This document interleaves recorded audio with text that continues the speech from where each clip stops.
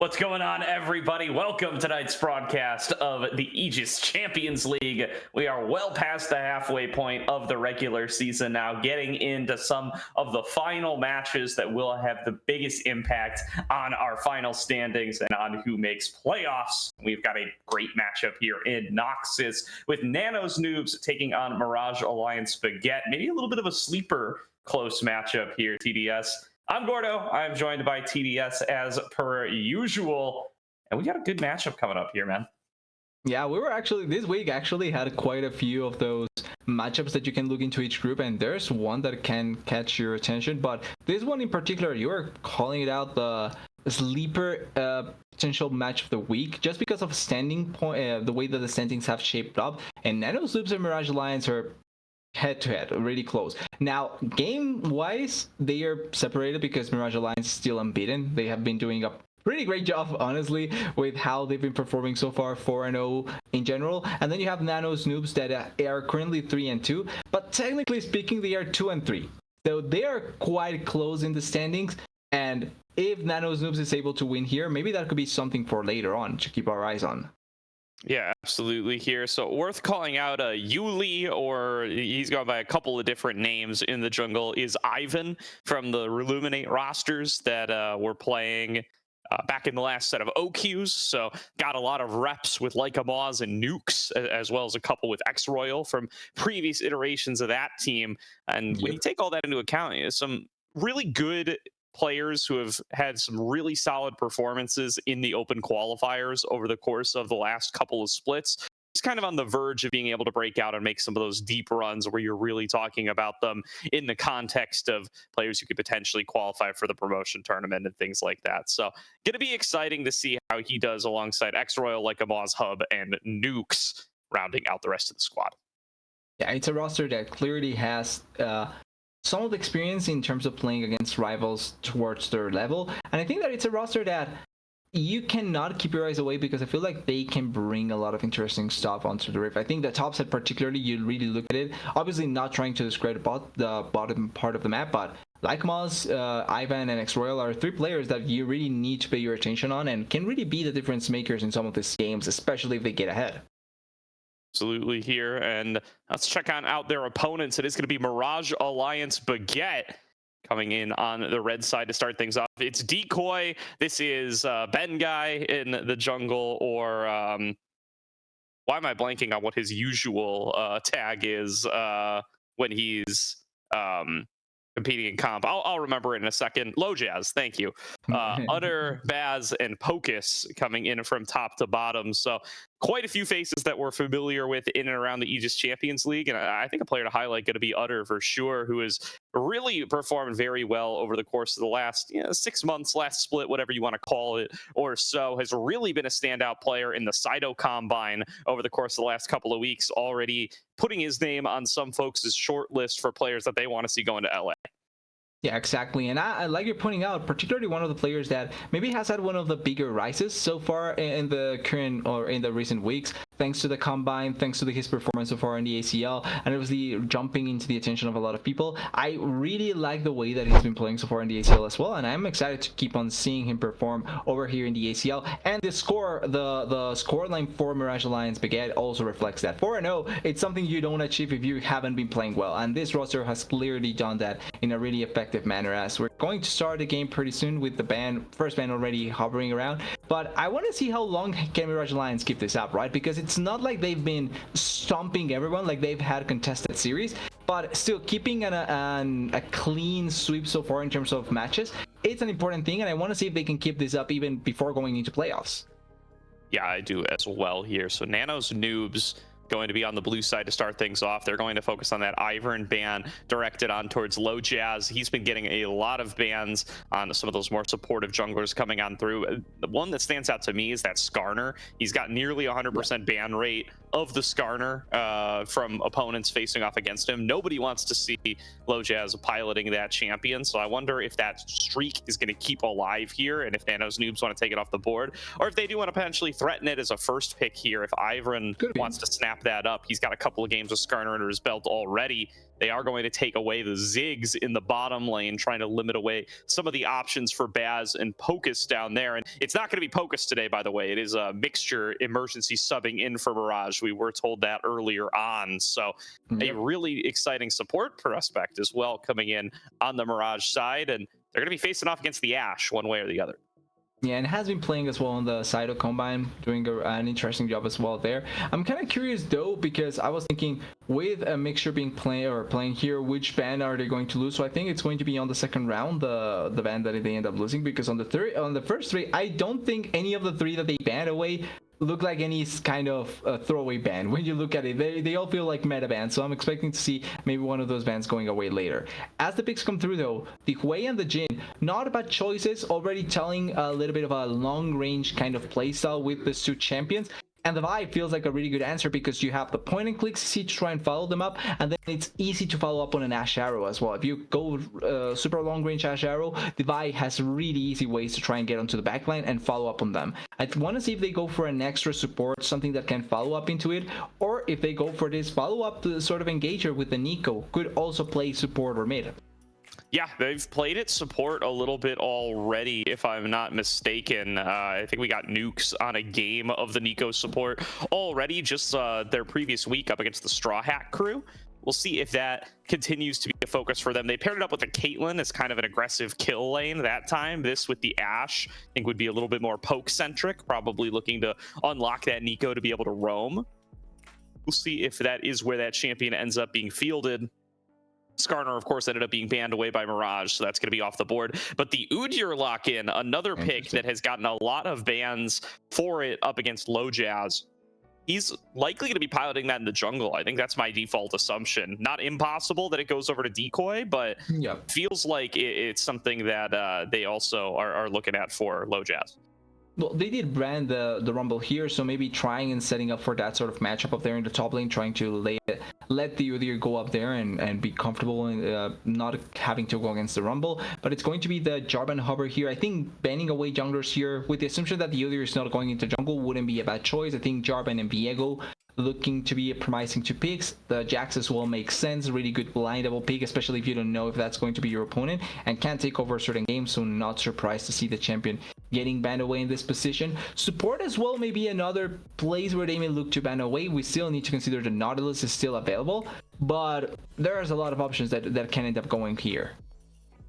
Yeah, there's a lot of choices for what they want to do to try to narrow down the pool. They're banning away the Jarvan, so they seem to be assuming it's going to be Decoy's Udyr. I think that's definitely an option that's on the table for them as well, and perhaps even the more likely one, seeing these bans start to come on through to try to defend that Udyr. And now the Wukong, a pick that Low Jazz has looked quite good on when he's gotten to lock it in, pairs up nicely with the Hui. You want anything that can get some of that spot CC down in a pinch to be able to guarantee that you land the Severing Bolt. That's going to be a big piece of burst if you're able to piece the combo together, and they're going to save their support for Mixture for last pick, a player who's really been impressing me in that Sido Combine as well, and I think could be a big threat for them coming in at last pick. He's really impressed me on the Enchanters in particular. I don't think you want those with the Jin, but he'll get his pick of the litter on remaining engaged champion. I do think though the ban on the Rel is probably one of the smartest ones, because like you were mentioning, you want to try and get that lockdown space so that the Hui gets easier time to get his spells down, and the Rel is probably one of the better supports at that. I think the other one would be the Alistar, where you can lock people down in a certain place, but in general I think the Rel was the best choice. As the other champions coming through, the Talia, so this means that it's going to be more than likely an eco support, and then the K'Sante last pick, especially when you don't know who you're going to go against top lane, the Udyr and the Wukong can still be flexed around. I think it's a smart choice to take the K'Sante here. And then for Mixture, I'm expecting an engage support, but there is possibility that you can go for something more enchanter wise. Like, it's not impossible, it's probably not the best choice with the Jin, but there are options that not necessarily mean you have to go aggressive. Like Anivia, like this is kind of an enchanter, but I'm not sure if it's going to be that. Is it a way support actually? Oh, it could be the Hui support. Yeah. I was going to say the kind of edge case here is that you could go for something like a mage and play more aggressively. And I think that Hui is what that signals for this Yeah. squad. So could definitely give them a kind of really aggressive harassment focused lane with this Jhin. Now we're going to assume it's going to be the Tristana coming into mid for Utter. And I think Utter has looked exceptionally dangerous on these AD mid laners. I think that's really where he has looked at his best. It does mean that this composition as a whole is going to end up really AD heavy. So look at this Cassante here for X-Royal to be able to just go into a lot of armor and be a really hard to move front line. And Ivan on the Vi, I think, could do very much the same. This has been a big pick for him all split long. He's drawn a couple of bans on it. Hasn't gotten to bust it out in the ACL so far, but that's going to be some great targeted lockdown up against a team comp that he's going to need it for, especially this Tristana. Yeah, and I think it's going to be really fun seeing how those teamfights are going to play out, because you do have good CC on the side of Nano's Noobs when you think about it. You have the Nico ultimate, you have the Keisante W stun, plus you also have the Talia workaround that makes it difficult for champions like the Wukong or the Tristana to really try and reposition in team fights. It makes it so that they have to be smarter about how they approach it, but it also means that their comp will heavily hinge on trying to play for that burst potential team fight engage, right? Like the first instance of the team fight is going to be defining for Nano's Noobs, because that's the place where they can try and make a lot of their damage come through and a lot of their control over what Mirage Alliance Baguette will try and accomplish, where the Mirage Alliance Baguette has a little bit more leeway with the range advantage that they have with the Wei and the Jhin, and then also technically Tristana, like 3 range champions are effective in this manner with the damage that they can deal. And you have Udyr to try and play that front line, trying to play around all the CC as much as possible and make it so that they blow a lot of their spells on him and the rest can be left untouched. Okay, so does look like here's our news. Okay. So there's e-subs on both teams. Okay. Both have waived the ban losses, so that's why we got 5 bans per teams. We've got Surdy coming in on Nano's Noobs, so it's not X-Royal. I was gonna say the X-Royal Cassante, a little bit of a surprise to me. X-Royal's not here. It's Surdy. Yeah. Oh. And then Mixture coming in on Mirage. And you know what? We said this could be a little sleeper competitive matchup. Seeing Mixture coming in for Mirage felt like maybe it's getting a little bit unsure. Now with Surdy coming in on Nano's Noobs, I don't know what to think anymore. Okay, we also have matchup. Yeah, I mean, that's an exciting one. This is an NACL top lane matchup. You're not wrong, TDS. Yeah. This is going to be an exciting one. Okay, yeah, so I think Surdy and Mixture make up all of the substitutions here. Oh boy. Okay, only them. Oh, at the very least, it's only them, right? So we don't have any more surprises, just confirming. I don't think so. We're asking production right now. We saw Pixel Wolf in the lobby earlier, but I think that's team manager. I assume it is still Nukes in at support. Hopefully somebody can confirm that for me. Okay, it is Nukes in its support. So yeah, Alchemist is Ivan, so it's Surdy, Ivan. All right, yeah, so Surdy, Ivan, Lycamos, Hub, Nukes. And then on the other side is going to be Decoy, Low Jazz, Utter, Baz, and Mixture. Yeah. All right. I mean, these might as well be new teams now. I know it's just one e-sub each, but these are some big e-subs coming through.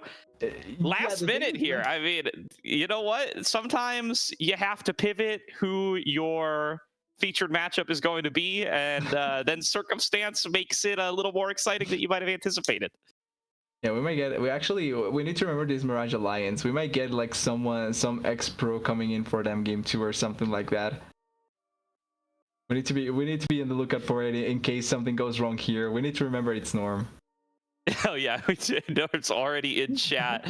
All right, yeah, let's show the team comps. The player names are going to be wrong still, but we'll run through them one more time just so everybody's aware of what's going on. Let's bring it on up as soon as we have it ready to see who the full rosters are going to be and where these champions are going. I think we're probably safe to assume it is going to be the Nico support. It is going to be the Talia in mid for Nano's Noobs. And then over on Mirage's side, almost certainly going to be the Udyr top Wukong jungle, although those could be flip-flopped as well if you want to get real spicy with it. All right. Okay. We're not fully there yet. We're almost there. We're missing one. Tristana. Yeah, it's gonna be Hui support Tristana mid. There we go. All right, and to review, not X-Royal on the Cassante will be Surdy. Yuli is Ivan. Like a Moz Hub, Nukes. Decoy, West Hurlene is Low Jazz. Utter, Baz, and that will be Mixture on the Hui. And with that, we got it all correct. We've fully figured out where we're at, TDS. I hope that for next split we can make it a proposition that players have to obligatorily put their names on their on when we get into game. I mean, Ryan did give you guys the little tags now, guys. There's no excuse. Like I swear, like I'm fine with you having your burner accounts, but please, we need to know. Like if you want to make an impression on people, I cannot call you Yuli. I need to know you're Ivan, please. But apart from that, this changes a lot of the top lane matchups. By the way, I think Surdy's Cassante is a different beast than X-Royal's Cassante. What could have been a decoy maybe advantageous matchup here, I think it changes dynamics now, and I can see Surdy potentially going in for the solo kill at even as soon as level 6. Yeah, and the other thing about this is this is like a big change of form for Nano's Noobs, at least to me. If you look at the champions that X-Royal's played so far, been a big Renekton guy, been a big Aatrox guy, and he's played a little bit of Camille and Kennen as well. So it's always been these bruisers, it's always been higher damage characters. It's not really been the big tanky frontliners. And yeah, I know it's reworked Cassante. He's a little bit more all-out centric. At least he's got a little bit more power put into that all-out form. But I still think it's going to be a change up for them, though. And then having Ivan on this like straight engager, something that they do sometimes, but he's also playing a ton of Viego. Like this team really likes to go and play a jungle top focused strategy. And the fact that they're not really going to be able to do that so much this game, or I mean, maybe they still will with the Ashe Nico bot lane, but definitely not the sorts of champions that they have really been running with so far in this ACL split. Yeah, and realistically, it also changes fan phases when you think about it, right? Because it's different, and obviously nothing to say about X-Royal or anything like that, but it's different banning away Surdy's champion to X-Royal's champion. Like, you have to take more into consideration where Surdy would like to play or what he wants to try and go for. So it does create a difference in draft. It does make it so that champs like the Jax, like the Renekton, like you're mentioning, I think feel a little bit more important to put into the ban list, because those are champions that Surdy plays really well. And then you also have to consider that counter pick for Surdy can be a big thing going forward into the series. Absolutely. Here, and with that said, let's get on to the Rift. Game number 1 kicking off right here, right now. Nano's Noobs taking on Mirage Alliance Baguette in the Noxus group. And it starts with a 5-man and a 5-man bot. Wait, it's opposite side 5-man. Unlucky that we don't get to see them fight early on, but at least we know that they are willing to start with something. Yep. You know, we didn't talk about the group in very high level terms much during Champion Select, but true. This is going to be an interesting race in this group, and a win here for a team like Nano's Noobs would be absolutely massive for them, right? They're 3-2. They've already got over half of their split played, so they're only going to get to play 8 matches, of course. Yep. Getting up to 4-2 here up against a team like Mirage Alliance Baguette will be a big step towards actually being able to make that postseason, right? Because CCG, Mirage Alliance Baguette, and Supernova Dark Matter all undefeated at this stage. Feels like a foregone conclusion that they will be 3 of the 4 teams making it. But there's still a race going on here between Nano's Noobs, Straw Hat Crew, Pick Me Galio. That's the biggest thing, right? There's going to be some competition here to actually be able to make it up. And with Straw Hat Crew having already lost 2 matches, but having a win over Nano's Noobs. And it was against Nano's Noobs. Exactly. That's what I wanted to bring up, because that's a head-to-head matchup. So the fact that Nano's Noobs already won against them, because, or sorry, Straw Hat Crew won against them, because technically speaking, Straw Hat Crew lost against this team and CCG. And I don't think there's any shame in losing against any of those 2 teams. I don't think so either, but going to still be a potential thing to keep an eye on, you know, and regardless of who's better on paper. Decoy, just first blood Surdy. It just runs him down. Surdy clearly not ready for the Doran's Ring star Udyr to come in with that much damage on the Phoenix stance. Pro player who? Or wait, actually, Surdy's not yet a pro player, an LCS tier 1 pro player. Although this is going to be our case, though, if we want to keep saying You know, Yeah, ACL to LCS pipeline. If Surdy makes it, baby, this counts. Yeah, true. That's also true. We still have kept a really good track with those players. But quickly talking about the solo kill, like you're mentioning, not respecting at all the level 1 threat from the damage. I think maybe a little bit of rustiness in 30. We don't know how much he has been playing so far. Obviously, he's in the off season, so we don't know how much he's been playing at this point. But still, that's a really good solo kill to get early on. And for a team that is really AD heavy, a champion like Goodyear that can get a little bit ahead and try and farm up to that AP tankiness can be really ideal for them as well. Absolutely here. Ivan finishing out his red buff, going right over the wall, looking like he wants to get involved in this bottom lane.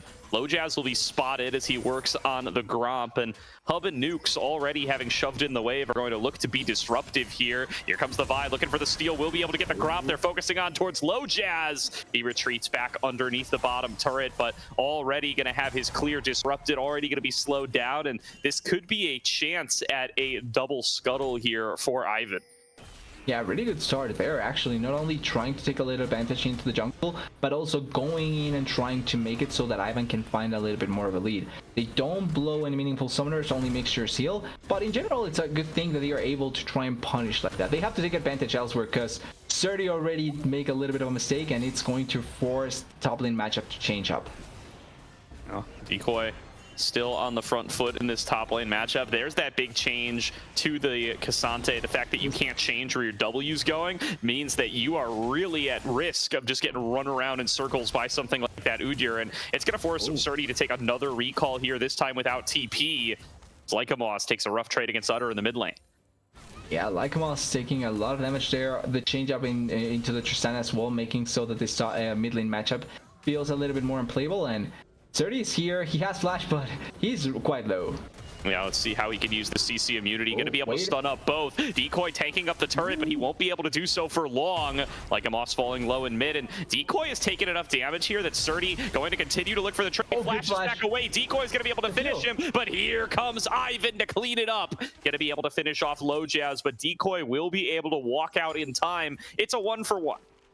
Yeah, it's a 1-for-1, flash for flash. The thing is that the one that gets the kill is on the side of Nano's Noobs, it's Ivan, where on the other side it's Decoy. So the top lane matchup is still going to be favorable for Decoy. But at the very least, you're able to answer back, and now we need to see what the Vi can do with this lead. She's ahead in CS, ahead in kills, ahead in gold, and now ahead in experience as well. So if this Vi reaches level 6 first, you need to see Ivan just finding plays all around the map. Yeah.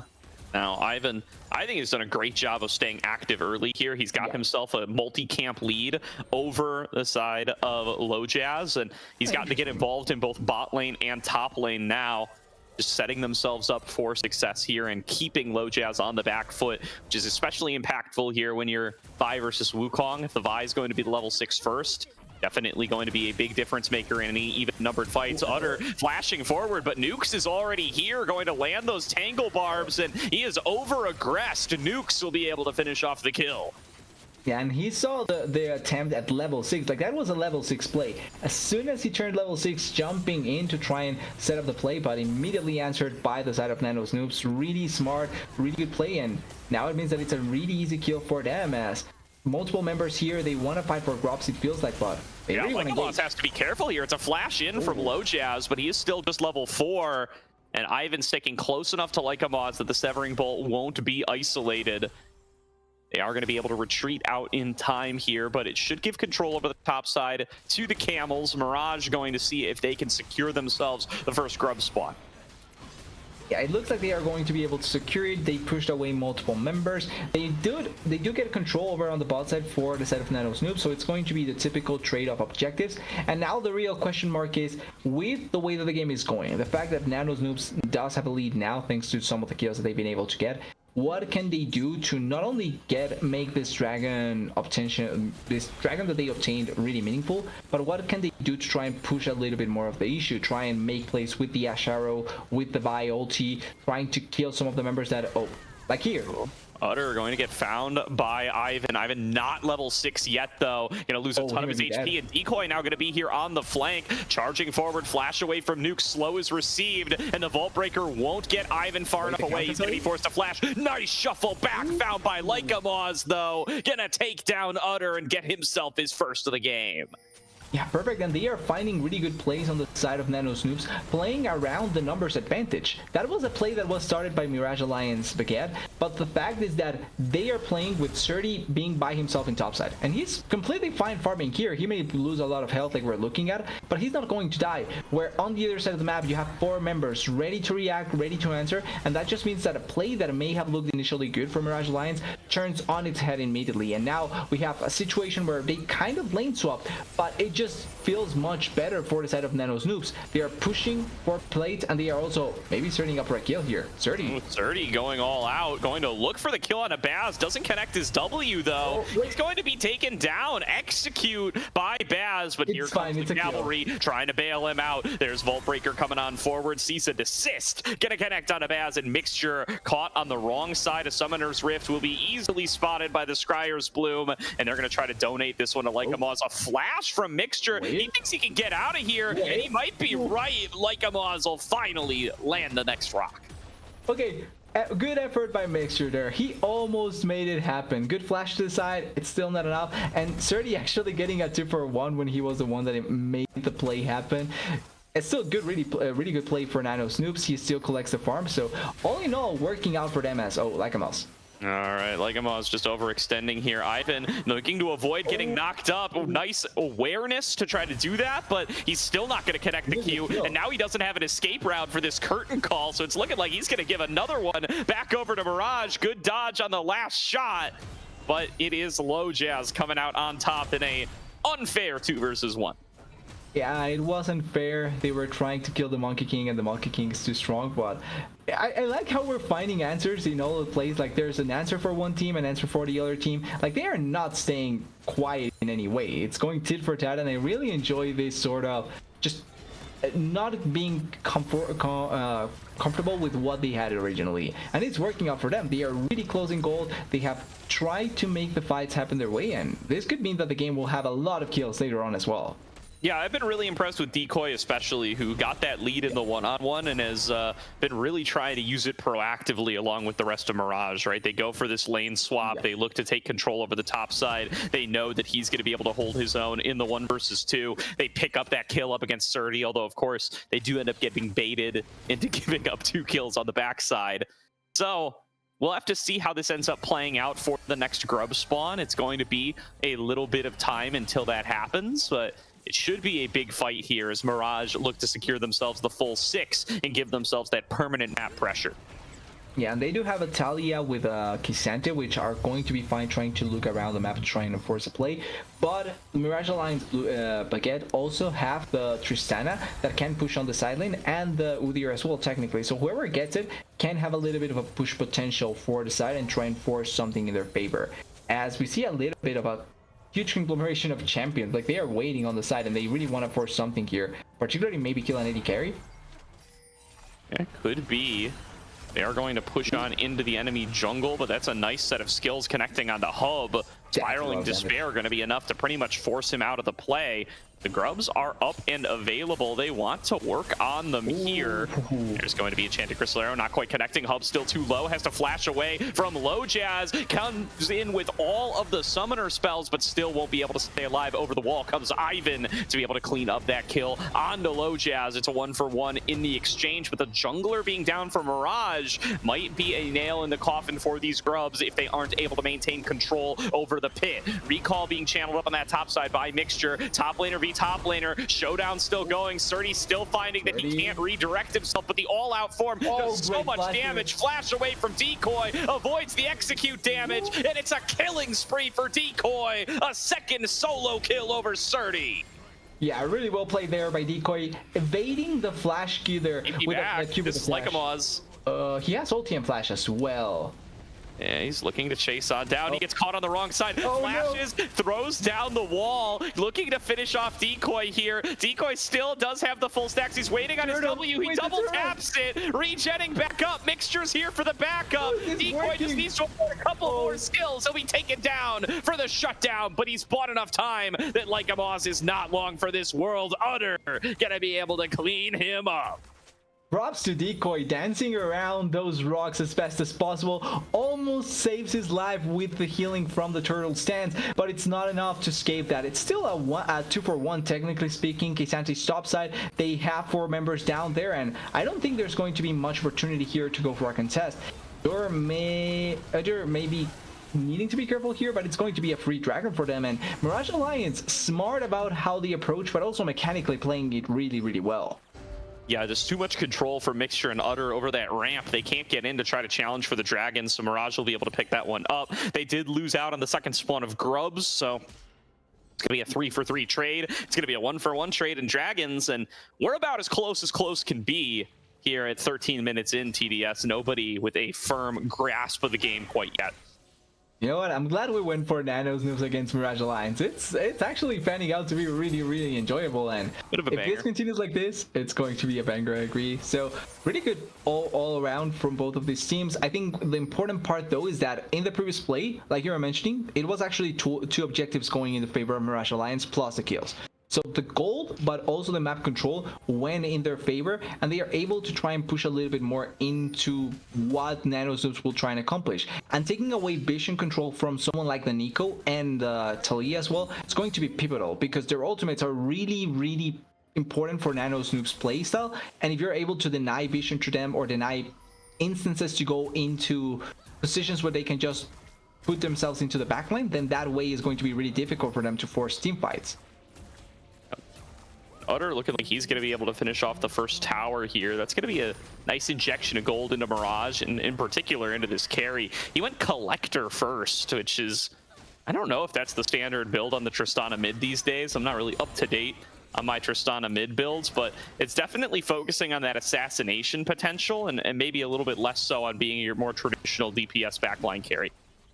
And I feel like this only works out that effectively because Surdy is forced to go a little bit of magic resistance. You can see that he has barely built any armor. He has the Tabais obviously, but he also went only for a cloth armor. So it's not like, or a cloth armor, no, for the chainmail. So it's not like he's really, really tanky at this point. Oh. Ooh, looking for Lycamos. Great shuffle back. Lycamos able to keep Lojaz at a distance, but will get finished off anyway. Cease assist comes through from Ivan, who's trying to channel over the wall. Will be able to get out to safety, and it ends up with just that one kill. But Mirage, with a numbers advantage on the map, all 4 members here trying to defend in mid. Are they still looking for some action here? It's going to be tough for them, being at a disadvantage numbers-wise and without the Vi ultimate as well. Oh, Nico almost surprising there with the minion play. Wait, oh Jess.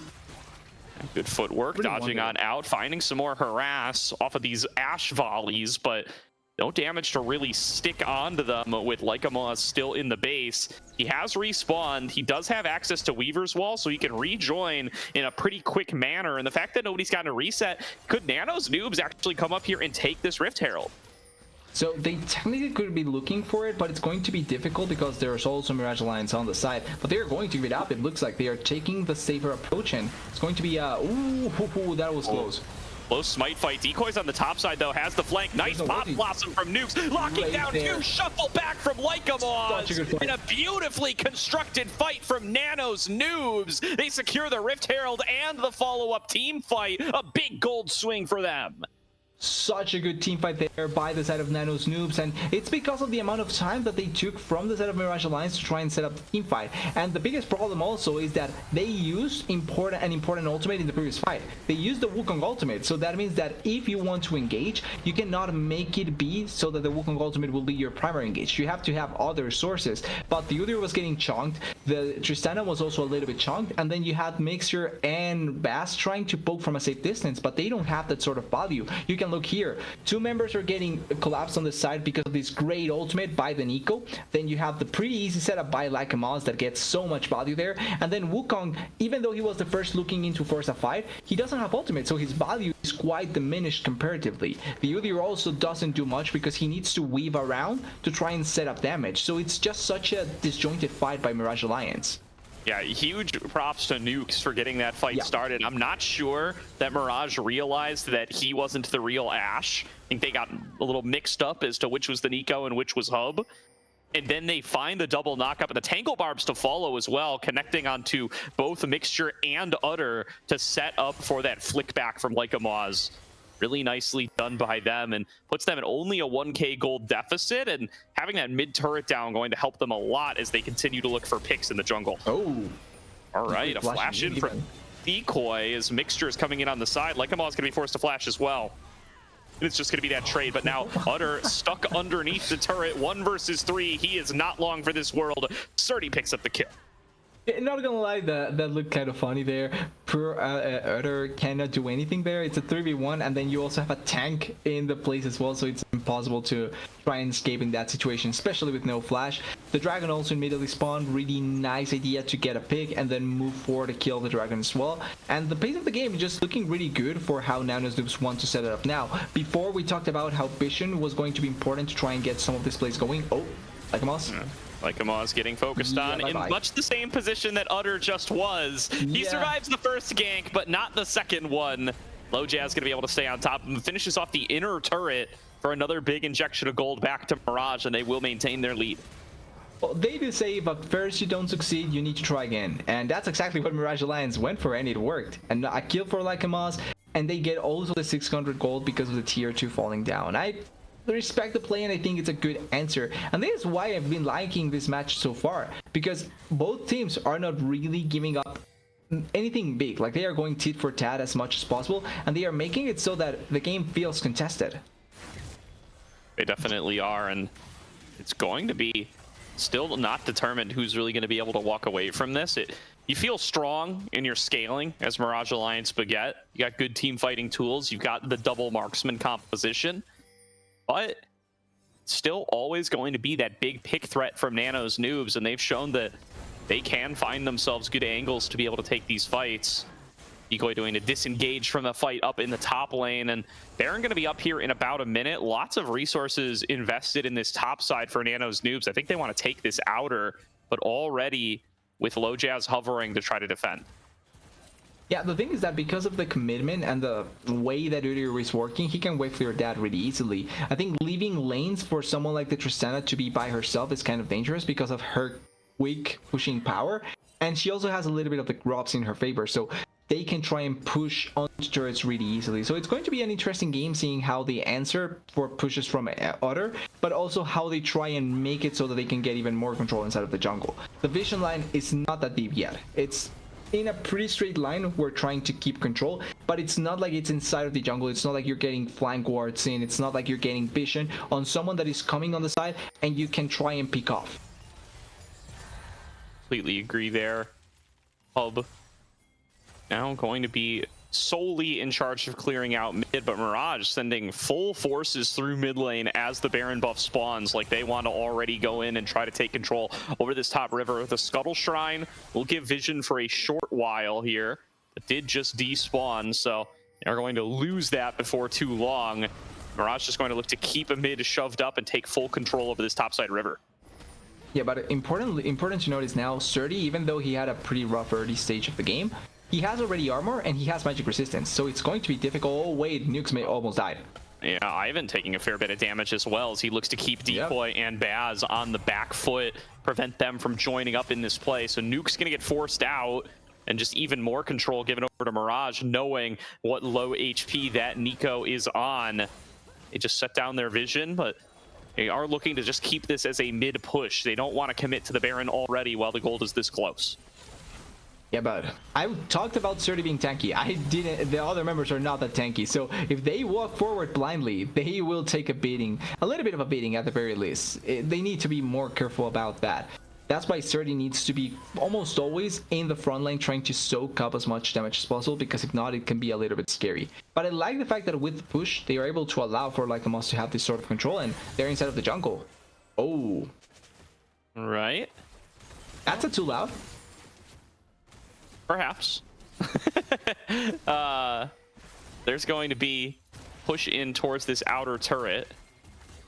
They are going to be able to take it down, it looks like, just a little bit faster on the draw here. Mirage still with most of their resources centered around mid lane. Decoy looking at a potential flank, so they just give up that tower and still brawling for top river control. It's not really favoring either side yet. They still have some control wards down for Nano's Noobs, so Mirage, despite all the time and effort invested in taking control over this area, they don't really have it. They can't force the Nano's Noob side into an unfavorable situation. And it looks like they want to try and force this turret, which I don't dislike the idea. They will take it down quickly, and it also opens up a little bit of the space on the map. Surdy having to flash there. Yeah, they're going to look for the fight. Oh, Enchanted no. Crystallero connects onto the clone. They go into the back line anyway. Pop Blossom forward, Pop Blossom. on towards 3. Do they have the burst Beautiful damage? there. Mixture going to be the first one to fall down. Low Jazz going to follow soon after. Decoy flashing back out. Under going to have to use that buster shot to try to create the space, but he falls down regardless. Baz shuffled back. Lycamos picks him off. Surdy looking for Decoy and Nano's Noobs. It wasn't the cleanest fight start, but they're the ones who finish it. Yeah, it's not the cleanest fight start, but it is the cleanest fight ending. Perfect play there makes it so that they kill almost all the members from Mirage Alliance Baguette, and they are going to go for the Baron here. But look at this, and this is pretty much on the Nico. The Nico is the one that wins this. The ultimate from the Ashe wasn't the best, the ultimate by the Vi wasn't the best, but the engage by the Nico, 3-man into killing Mixture. Then they find Turtle because he's already dead. Lojas can barely do anything without ultimate, and then it's on the carries to try and survive. But the re-engage and the continuation of the play is just so beautiful play by them, and this is the cherry on top. Lycamos finding the pullback onto Baz and just killing him immediately. This is going to be Dragon though. It's going to be four dragons down now, 2 and 2 apiece, but Baron Ball on the side of Nano's Noobs, and the game feeling like it's seeping on their side. And I totally agree with you there, TDS. Nukes does so much in that fight to be able to create themselves a favorable situation. Mixture needed to get further away from the Pop Blossom. Getting snagged on the bottom there meant death for him. And Nano's Noobs with perhaps one of the worst fight starts I can imagine there. Surdy gets hit by the Cassante nerfs. He's locked into channeling his W forward, so while taking massive damage, he has no choice but to keep going in and losing even more health. The Enchanted Crystallero is completely wasted, and none of it ends up mattering, as now Nano's Noobs with their first gold lead in a long time, keeping the siege going. Low Jazz forced to use the ultimate defensively. He's going to get focused down here by the 2 carries. Decoy on a big flank, stunned up, pulled back in, executed by Surdy. Utter was executed on the back by Ivan. 3 members down for Mirage Alliance, and Nano's Noobs going to keep this push going. Yeah, they have everything to try and keep it up, and the Wukong is not finding the value that you're looking for. Decoy also got a flank angle, but they cannot kill the Ashe, and when the Ashe doesn't die, the rest of the members peeled perfectly for her. So much effective use of their abilities to allow for this Ashe to survive for as long as possible. And yes, Nukes died on the side, but he created space as well. Like, his ultimate is down, he dies, but everyone is already dying on the other side from Mirage Alliance, and it just means that the space that you're creating is useful for your team. I love how Nukes is playing this, and honestly, I came for Surdy, I stayed for Nukes playing. He's been so good so far. If it wasn't for Nukes, I'd be solo casting this, man. Here comes Ivan over the wall, finding his way onto Ivan, or Ivan finding his way onto Low Jazz, rather. Getting a good bit of damage onto him, and this is sticking as well. He's not going to let up either. The Black Cleaver really amping up what he's able to do. Lycamos coming over the wall, going to look to see if he can finish the job. Not quite able to find the damage needed to finish off that kill, but it will take Low Jazz out of the fight, and it again means the siege can just keep going. Nano's Noobs have basically been sieging non-stop since winning that last fight. Yeah, they have the tools for it. They know that they can threat at any time. They have the Bi ultimate, they have the Ashe Arrow, they have the Nico fear instilled already in Mirage Alliance, so it's like, it's difficult for them to stop the push. I think the main thing though is that they have the inner or base is still intact. Like, they haven't forced an inner turret to fall down just yet, and that's the biggest part for Mirage Alliance Baguette. And also quickly, by the way, love the itemization by Nukes. I love the fact that he went for the barrier. I forgot. Yeah, I was going to say Banshee's thingy, but yeah, the barrier. Because it works out so well to deny the CC onto them. Like, he uses the clone for the initial part with the interaction, and you can save yours for a team fight. So it's like you have double for a team fight. It works out so perfectly to try and dissuade the engage onto them. Definitely working out very well for him in this game number 1, and showing a lot of success on this kind of pocket pick that Nukes has carved out for himself. This is his second time playing it here in ACL this split, and didn't get a win the first time around, but showing why he still values it. And great move over the wall from Ivan. That's going to be an easy cleanup on the Mixture. He's flashless. He will easily fall to that Vi damage.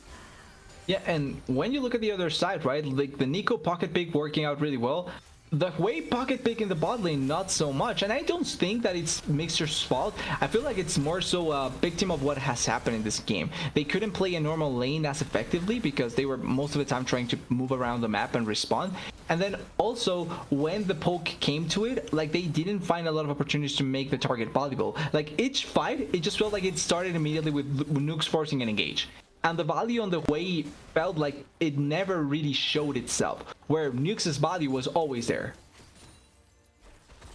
Absolutely. Not able to really show out the damage. There's been some isolated instances where the zone control offered by the Hui has mattered for Mixture, but just too far behind now. Still on one item and not really able to be that AP damage threat that the team needs. And I don't think Decoy can really be that at this stage either. Utter caught out, interrupted out of his rocket jump. Surdy reads the situation and cuts down the mid laner.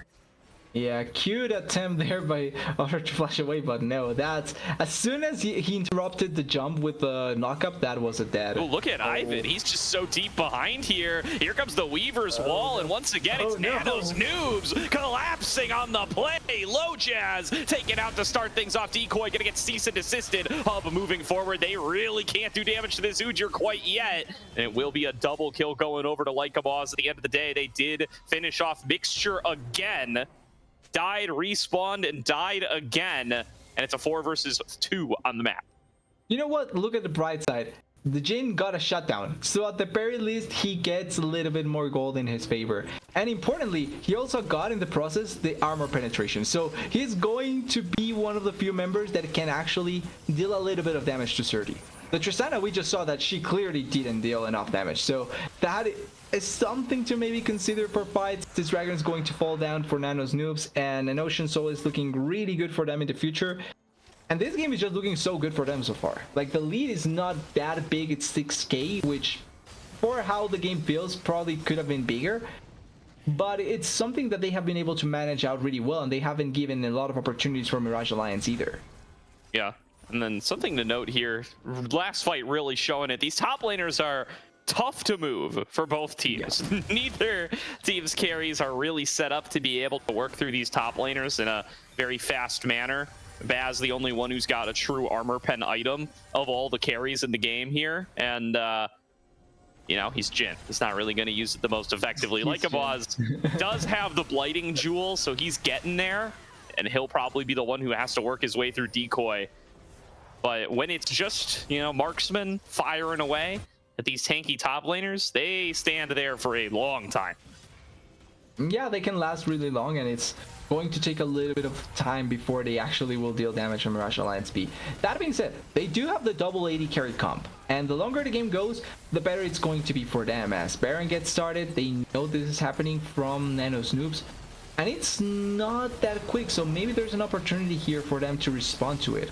Now with they've got a rally right now, though. Both solo laners still sitting in mid lane. All right, they're trying to approach now. There's going to be Noobs. He was posed as a ward, but doesn't get the knockup where he needs it. Decoy's been focused down by 4 members, though. The space has been created by Nukes on the Nico. Another trick pulled by that Nico support will secure control of the river for Nano's Noobs. There is Smite still alive for Mirage Alliance. Maybe that's the salvaging play, and really unlocking that team fight almost to Dur getting the kill onto the Nico could have set up the perfect opportunity for a reset and maybe a fight turning around. But Nukes has been amazing. Oh, he's dead.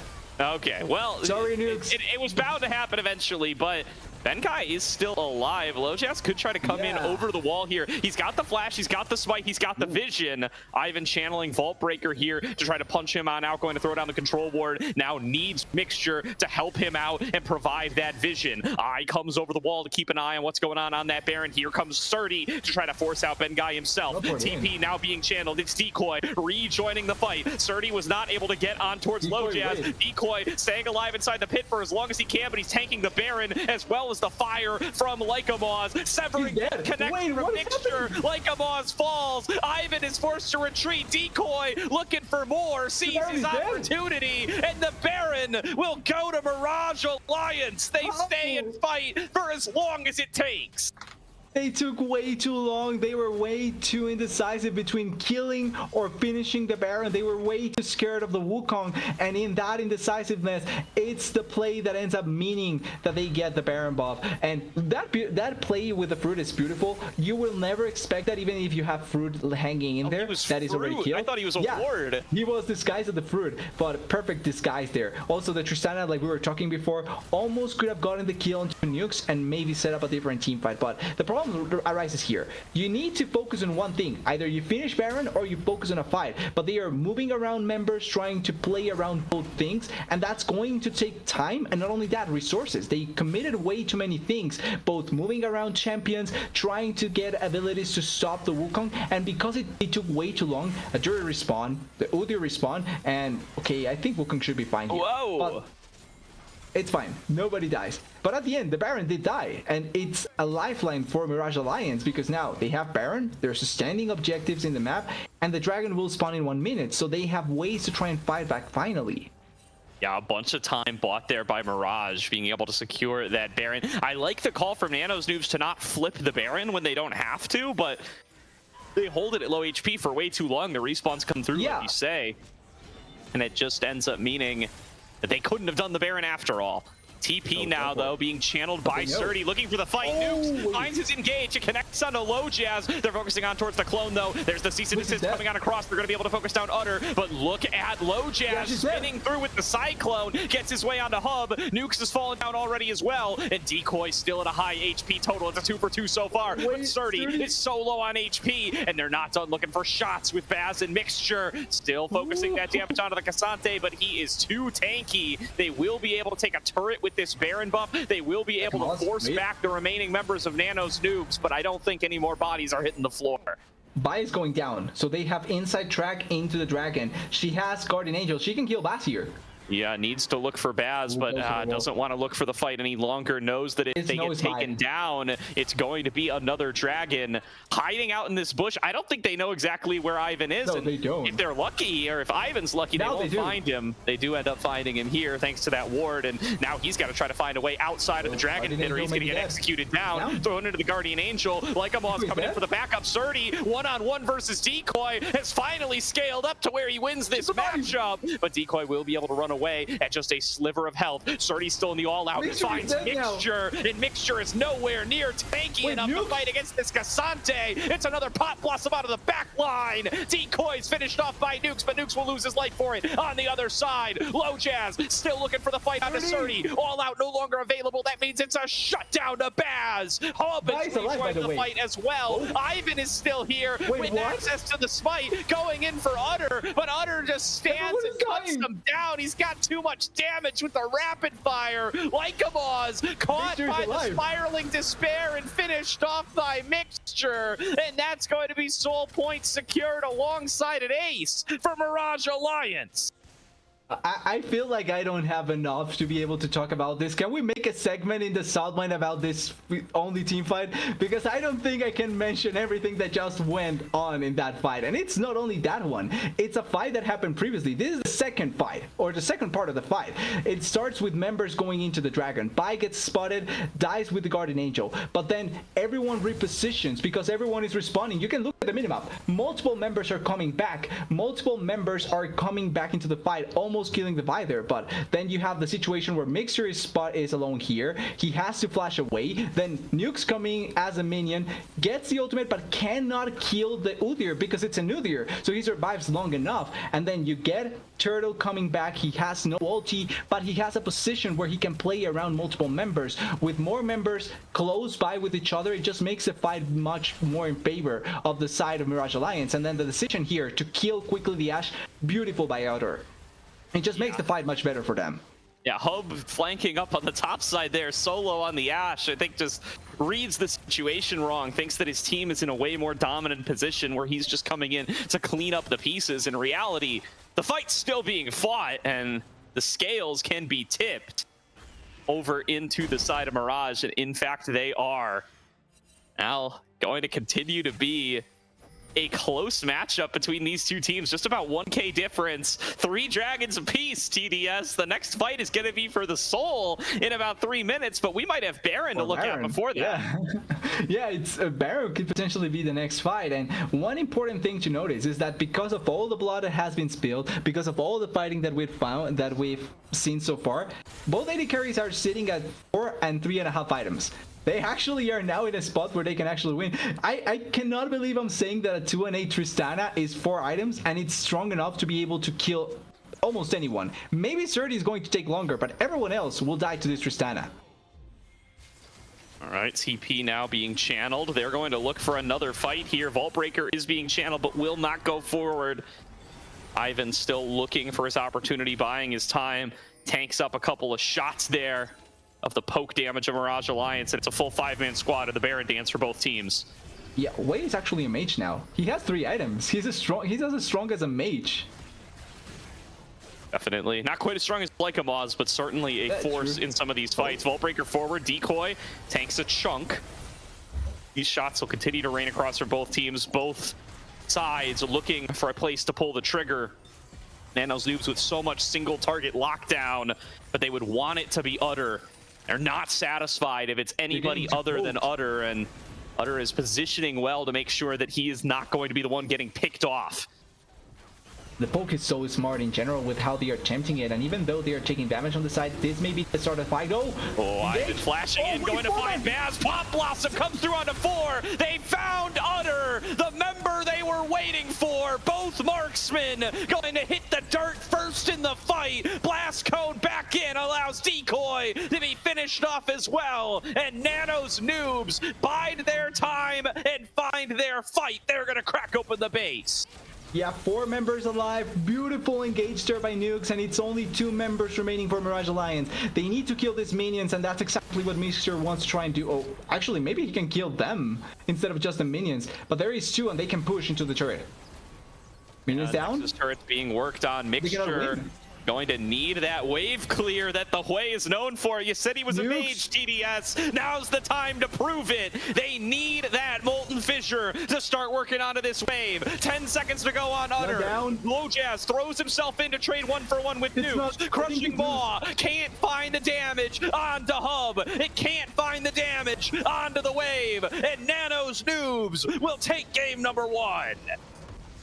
What a way to close it out. Nano's Noobs finding the huge team fight engage. Huge props to them and huge props to Ivan. Obviously, Nukes gets the highlight because of the 4-man, but it's on Ivan. Like, he finds the timing on the target to go in, force the engage onto on the side of Nano's Noobs, and it makes them work out amazingly well. You can see the roller coaster of a gold lead where it looked like maybe Mirage was going to win it out because of that turnaround, but that one team fight really defines everything. And the game was really enjoyable in general. The fact that they were able to go from smart rotation into blood into smart team fighting is honestly really enjoyable to see, and I'm so excited for the coming games. And we're on the verge of an upset here. I mentioned earlier on, this win means so much for Nano's Noobs, being able to take down an undefeated Mirage Alliance Baguette, move themselves up to 4 wins total. That's huge for their posturing coming into what they want to be a playoffs run here. There's 5, easily 5, maybe 6, depends how big of a Pick-Me Galio fan you are, teams that are contending to make playoffs here for Noxus. And Nano's Noobs looking to put their name into that 4-win conversation. That's going to be a big deal for them if they're able to do it. Yeah, it's going to be on them to maybe put the make it a conversation in their favor. That being said, I'm kind of curious how much this changes because of the players dynamic changing around, but for Nano's Noobs, it's a big victory if they are able to accomplish it, and it's still remaining to see what happens in game 2, but I feel like Mirage Alliance will not go down like this. They are undefeated for a reason, and they've come back in a series. Like, it's not the first time that they lost a game in a series. They have the players to be able to pull it off. I think that they did an amazing job to make a comeback attempt here. And in the future games, we can see their power if they are able to once again play their game. So I'll just wait for game 2. Like, I'm excited, and I'm also a little bit tired after what happened there. Absolutely. We're going to throw it to a quick break here. We'll be back for draft number 2 in just a couple of minutes. Don't go anywhere.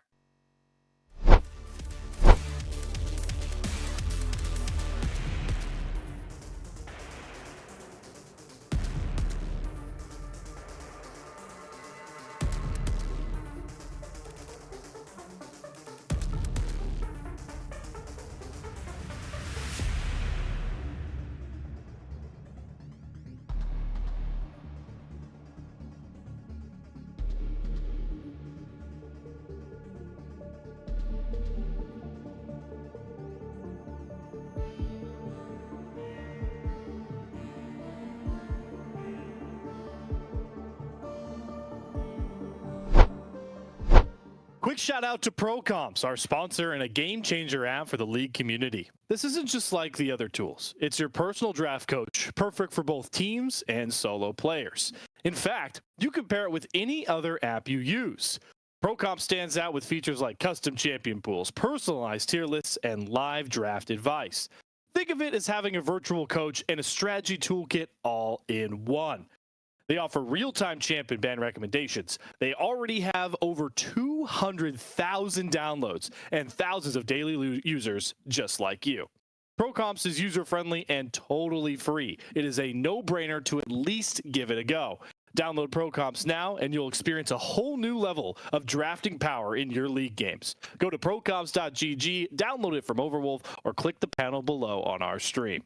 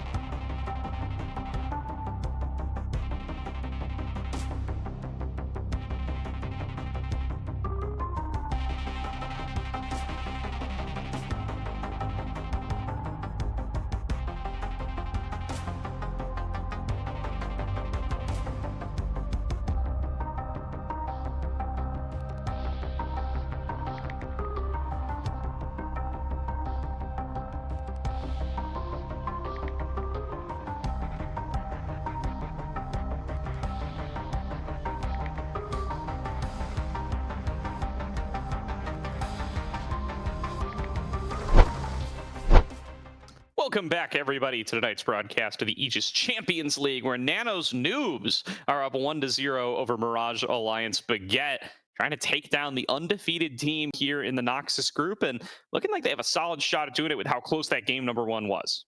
Yeah, it really could have been a Mirage Alliance game or a Nano's Noobs game. At the end, they are able to pull it off, and a 1-0 advantage at this moment is really good for them. They are changing sides, going for red side, and I'm kind of hopeful in Nano's Noobs victory here. Obviously, the other teams probably aren't. They probably are watching this and saying, like, I hope they don't win. Because that advantage, like you were mentioning, winning against Mirage Alliance, that's a huge boon when you're looking for securing another playoff spot. Yeah, it definitely is here. So let's see how they're going to play out the second game of this series. Everything down at the bottom here, Fearless away. So there's going to be Oriana to kick things off for Mirage. Ivern staying a band for Nano's Noobs, and we'll see if they change any of these bans. It was Ivern, Yone, Ziggs for Nano's Noobs in game number one. The Ori is new, and the Syndra is new as well, so it looks like Mirage trying to focus in onto those mages to try to take them away from like Moz. Yeah, and it's something that like Amos has kind of always preferred to play. The mages have been really good for him. The Talia is one of them, but certainly isn't behind with the Syndra or the Oriana. What I'm surprised though is that they are taking them away on Mirage Alliance side, because when you're on blue side, you typically, if you want to secure one of these mid laners, you usually leave them up to try and take them as soon as you can, or try and trade them. It wouldn't be weird to see this sort of situation, but when you're banning both of them, it's kind of weird. But the Aurora is left open, the Yone as well, so we may see just a trade. Aurora, Yone on both sides, just trading positions here, the one that we're seeing consistently, and then another peak potentially for Nano's Noobs, something like the Jax maybe. Yeah, I mean, it could be the Aurora mid for Utter. The other thing I want to keep in mind is that it could be top for Decoy, and this could be a setup for one of Utter's melee AD mids, either the Yone, or they've been doing a lot of Yasuo too on the Mirage Alliance side. I think that's some of the tactics that have looked the best for Mirage so far. So if they want to take an AP top laner to open themselves up for another AD mid for Utter, that would not shock me either, and that would also kind of be a reason to try to ban away some of these mage mid laners, as well as the Skarner. Surprised to see Mirage ban out Skarner on blue side. Again, that's been a big pick for Low Jazz that has been drawing a whole bunch of bans throughout the split so far. But going to be a safe bot lane locked on in here for Nano's Noobs. Hub and Nukes feeling like they might be under some pressure up against Baz and Mixture. The Ezreal going to let them unlock him to roam around. But this could just be Yone for Dur, like Yep. sorry. I agree. Like they could just go there. Yeah, we were talking about the mid lane, the physical damage mid lane. There's the Yone perfectly available here. I think the Skarner, by the way, banned away just because they were thinking that maybe the trade would have been too strong if it was Yone and the Aurora, or if it was Skarner for Yone Aurora, right? Like that is still really, really strong, and I think that's the reason why they end up banning it on blue side.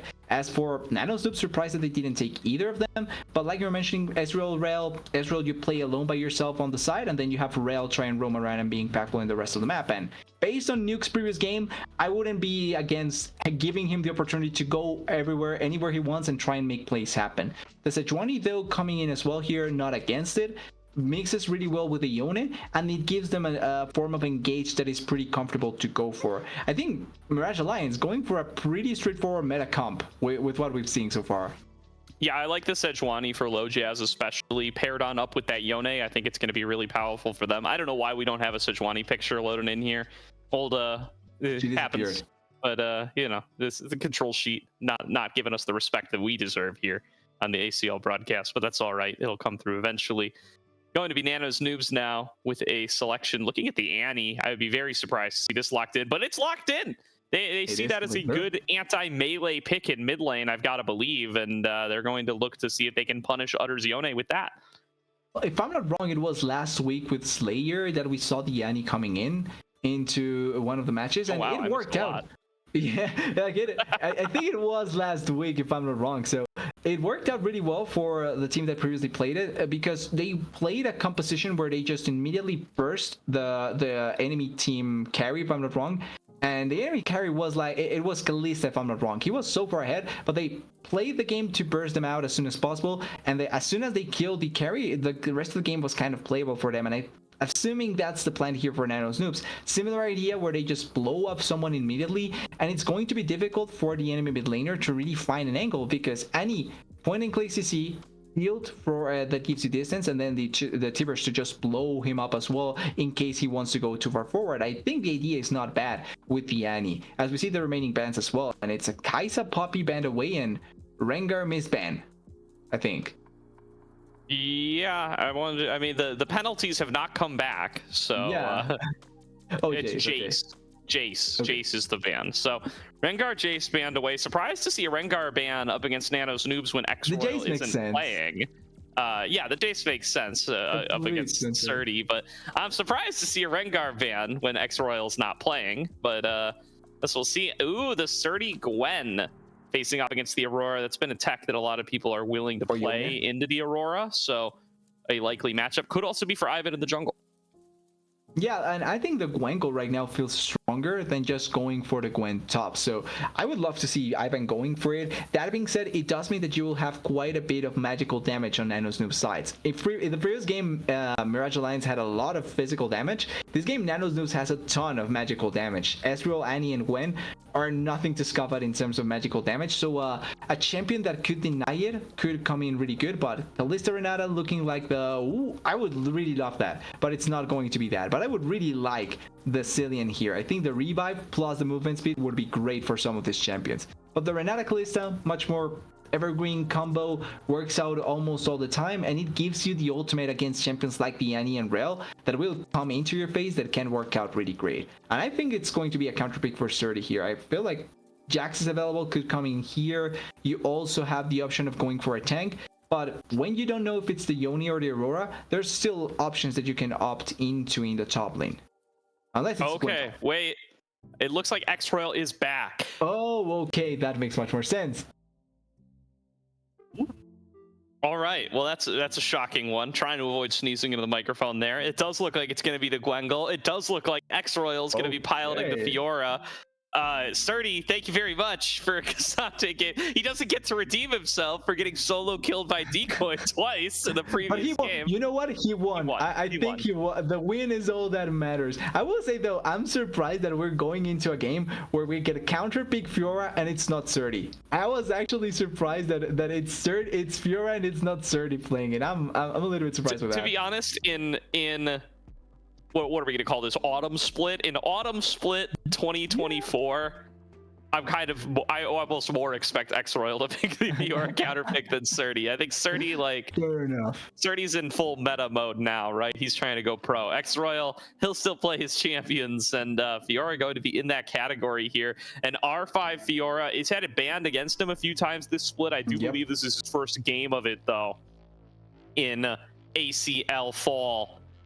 And wow, what a matchup this one is going to be. It's going to be tough for Decoy here to have to play up against that as the Aurora. And then the Gwengle going to be trying to scale on up.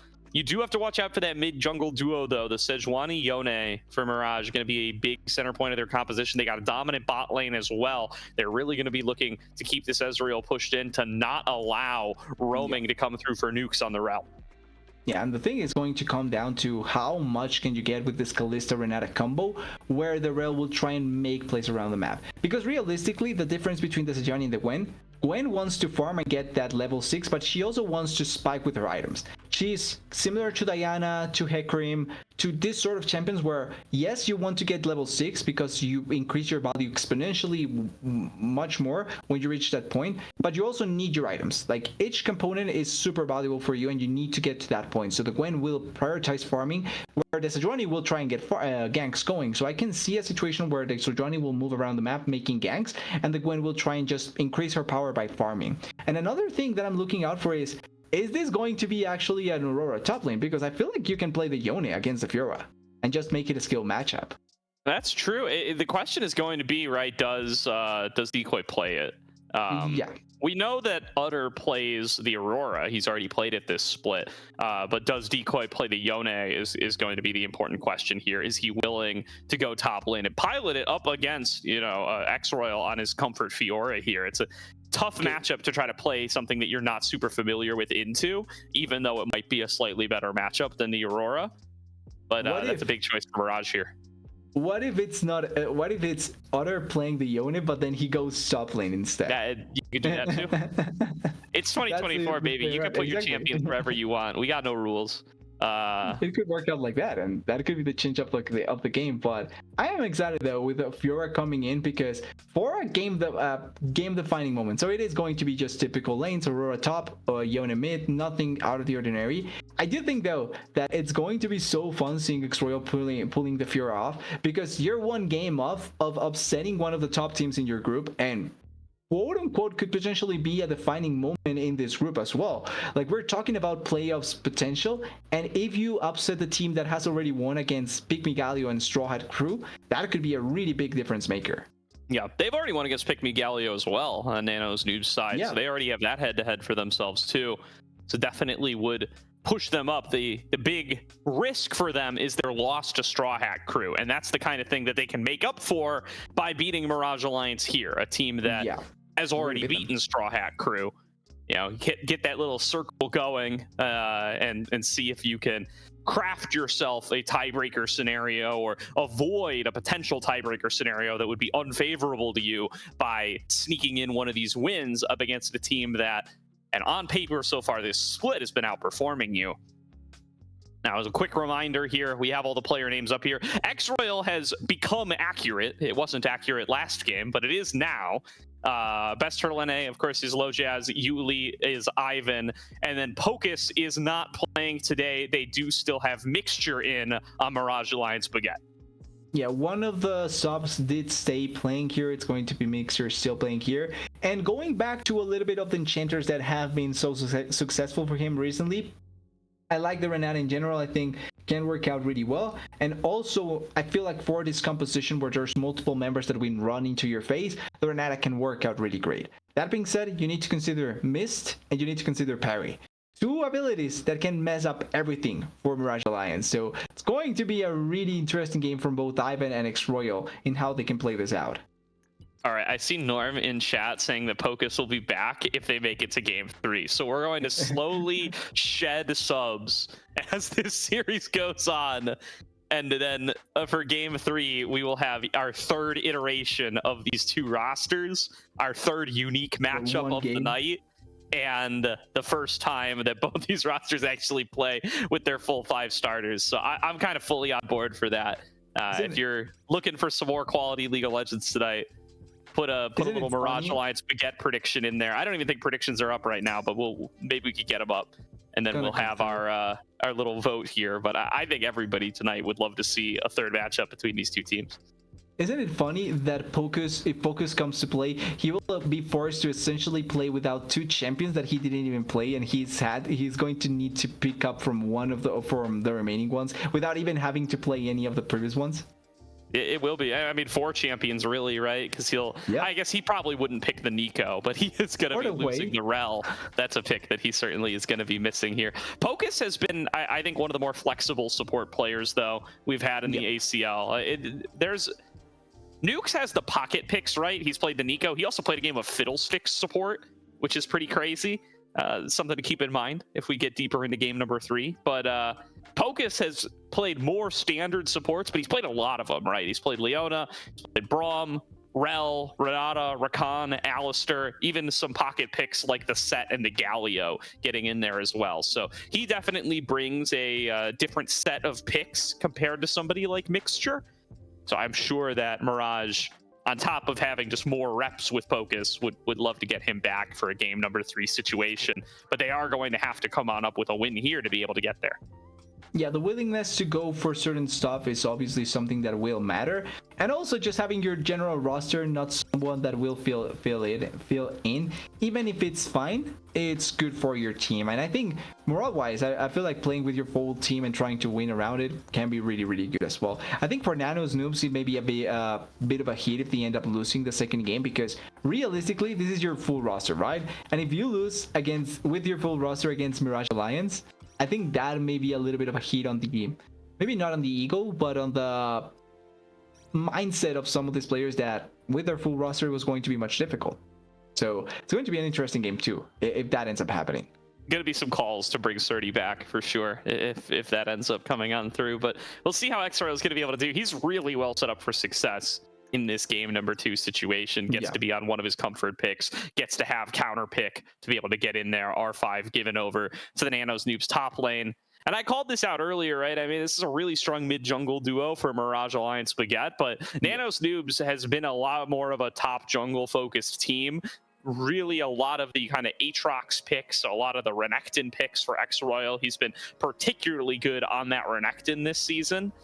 And not going for it right here, right now, obviously, but this is kind of in that same vein. It's going to be a powerful laning champion, potentially being supported by Ivan in the jungle, trying to get on ahead and maybe play a little bit more of a split push game than a team fight game, but certainly in the early stages is going to put them in a good position. And before Decoy just solo kills X-Royal once, like he did 30, and then we're now just thinking what can go wrong in the rest of the game after that. And this game for Aurora is going to be a little bit more dangerous when you think about the comparison with Udyr. Not saying that Udyr isn't strong, but if Aurora gets a kill, she gets closer to level 6, and at level 6, anyone is just kind of going to be trapped with her, and it's not going to be pretty. So Decoy has the potential to make the game really enjoyable for Mirage Alliance with that ultimate, if the game gets just immediately ahead in their favor, like it happened in the previous game. Yeah, it's looking like we may have a pause in game because it is taking us a while to get on in, so we're working our way through the loading screen here, but we'll hopefully be able to get things started before too long. We'll go live as soon as we can with the actual gameplay here. The other thing to look at, though, that we haven't talked about too much is going to be this bot lane matchup. I mean, it's Baz and Mixture, not Baz and Pocus, but it's still a very lane-dominant duo, and Mixture in particular on these enchanters has really impressed me in the Sido Combine over the course of the last couple of weeks. I think has shown a lot of really solid performances. He had a killer Lulu game on just this past Monday. That sounds really weird to say. It was crazy, dude. He went. So what happened? He went. They did some lane swap shenanigans, and he ended up bot lane with Udyr. With Zamudo's Udyr, and the Lulu Udyr duo is actually monstrous. Just landing glitter lances to slow them, speeding up the Udyr, the additional shielding. They were pulling off like 2v4s at level 5. It was absolutely nuts. Yeah, that sounds kind of not enjoyable for the other members. No, I'm sure it wasn't. It looked miserable. It was like a 20-minute game. True, but at the very least showing what you were mentioning with those enchanters. And I do agree. I think Mixture with some of these champions can be really, really strong. So this is going to be a really good opportunity for this game to show it, as we see a 5-man as well. And this happened in the previous game, but nobody face checked because both teams went opposite sides. This time around, maybe we could see some blood drawn early on. Yeah, looking like it's a real secure spread to start things off for Nanos Noobs here. Are going to just be visiting on, not seeing anybody recalling, leaving behind a ward. Going to be resetting and getting a scanner as well. So just making maximal use of their early game trinkets and going back in to kick things off for game number 2. Nanos Noobs just want to be safe and secure, want to be controlled early on. They should feel confident in their abilities to outscale this game. Obviously, you're up against Kalista. You're going to have the range advantage there, especially when you have such good lockdown on the Annie. You're going to have this Gwen scaling up into being a menace. You're going to have this Fiora unbeatable in the side lane. I think Nanos and Noobs definitely just want to play this early game slow and controlled for as long as they can. Wait, I just realized it's going to be the same matchup we had last week with Annie against Kalista. And it worked out for the Annie, so maybe it's going to be a similar story here. It's going to be on Bass being able to play as best as possible, but also on the team trying to set him up for success, as early on already the Annie gaining the push. Same for the top lane with Aurora. The range champions usually are really good at doing this, and it's nice to see the control they are able to get. But the bot lane, I think the more interesting part here, because they are pushing both the Ezreal and the Rel away, and that means level to push already in their favor.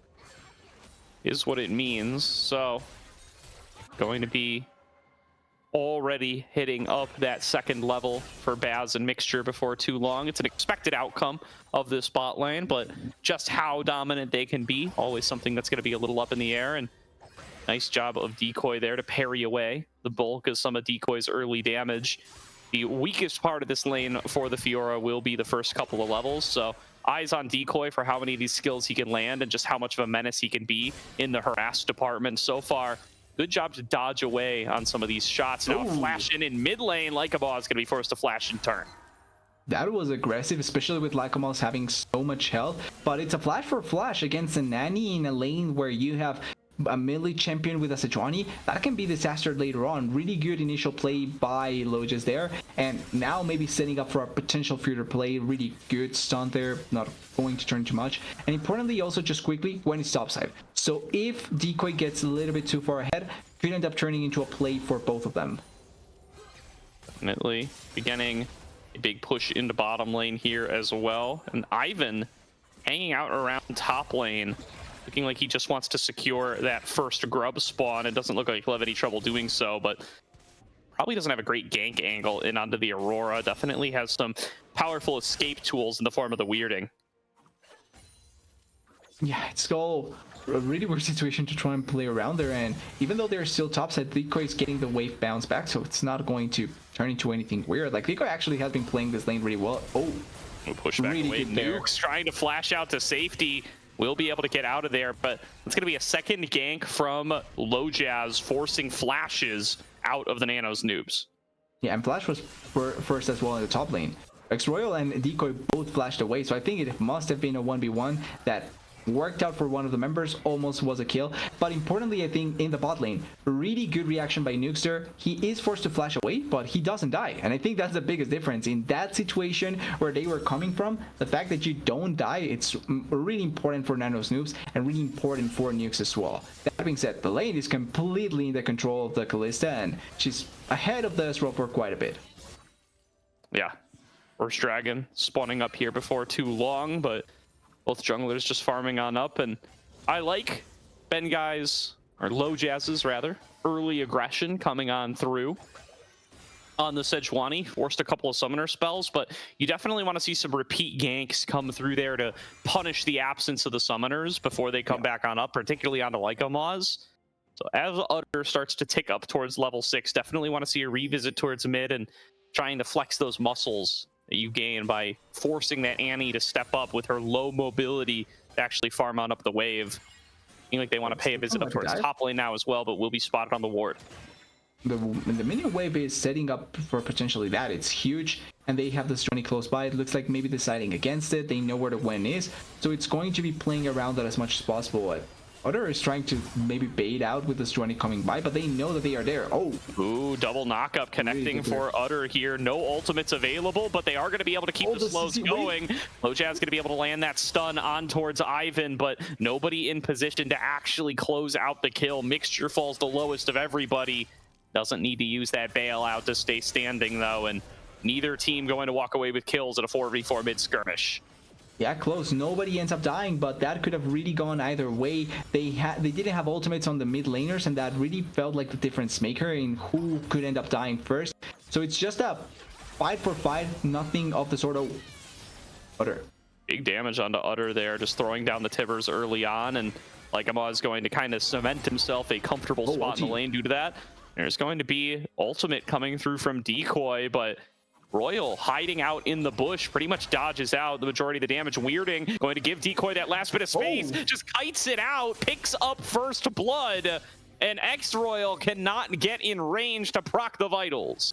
And you know what? 2 for 2 first bloods for Decoy and solo kills for Decoy. Talk about, All right, Engage coming through in mid lane. Utter going to be able to finish off that kill. Doesn't even need Lojaz to come in for the repeat gank. He's got Mixture at his back, and it'll be a 2-0 start for Mirage. Yeah, Mixer flashing in, only Decoy is dead. Ivan looking to finish this off. Decoy is pretty much out of mana and caught on the wrong side, dodging out on some of this needle work, but it will be a kill for Ivan at the end of the day. Just delaying the inevitable. Ivan cleans it up.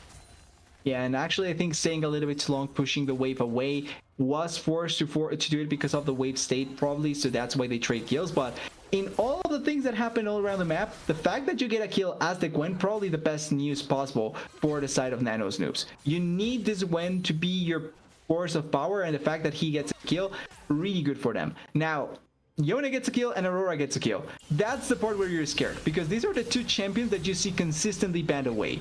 And if they are ahead of your lane opponent in this situation, could probably be really scary to think about. Definitely could be.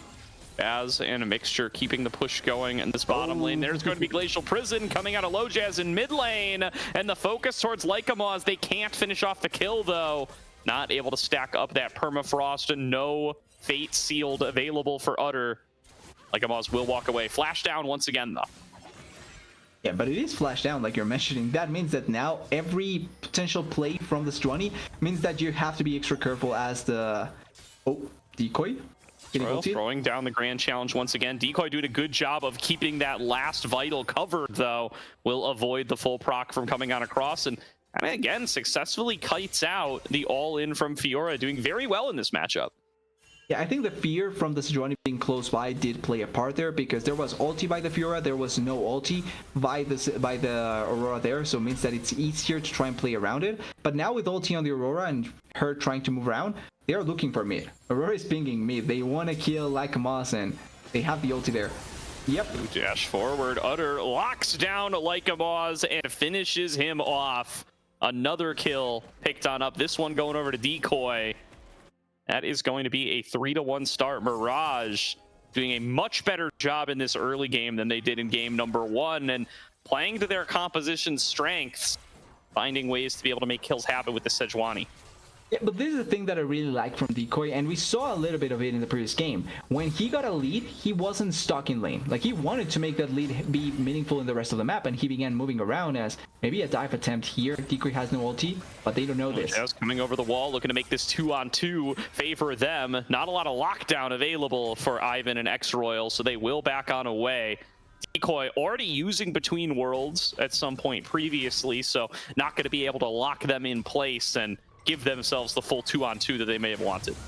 Yeah, it's not the full 2-on-2, but it is saving Decoy's life, right? He doesn't have ultimate, so trying to keep him as safe as possible is the best idea there. And this is also another thing from that I like from Mirage Alliance's game. It's keeping the important members alive as much as possible. Like, yes, it's good to get kills, as Ajur will try here.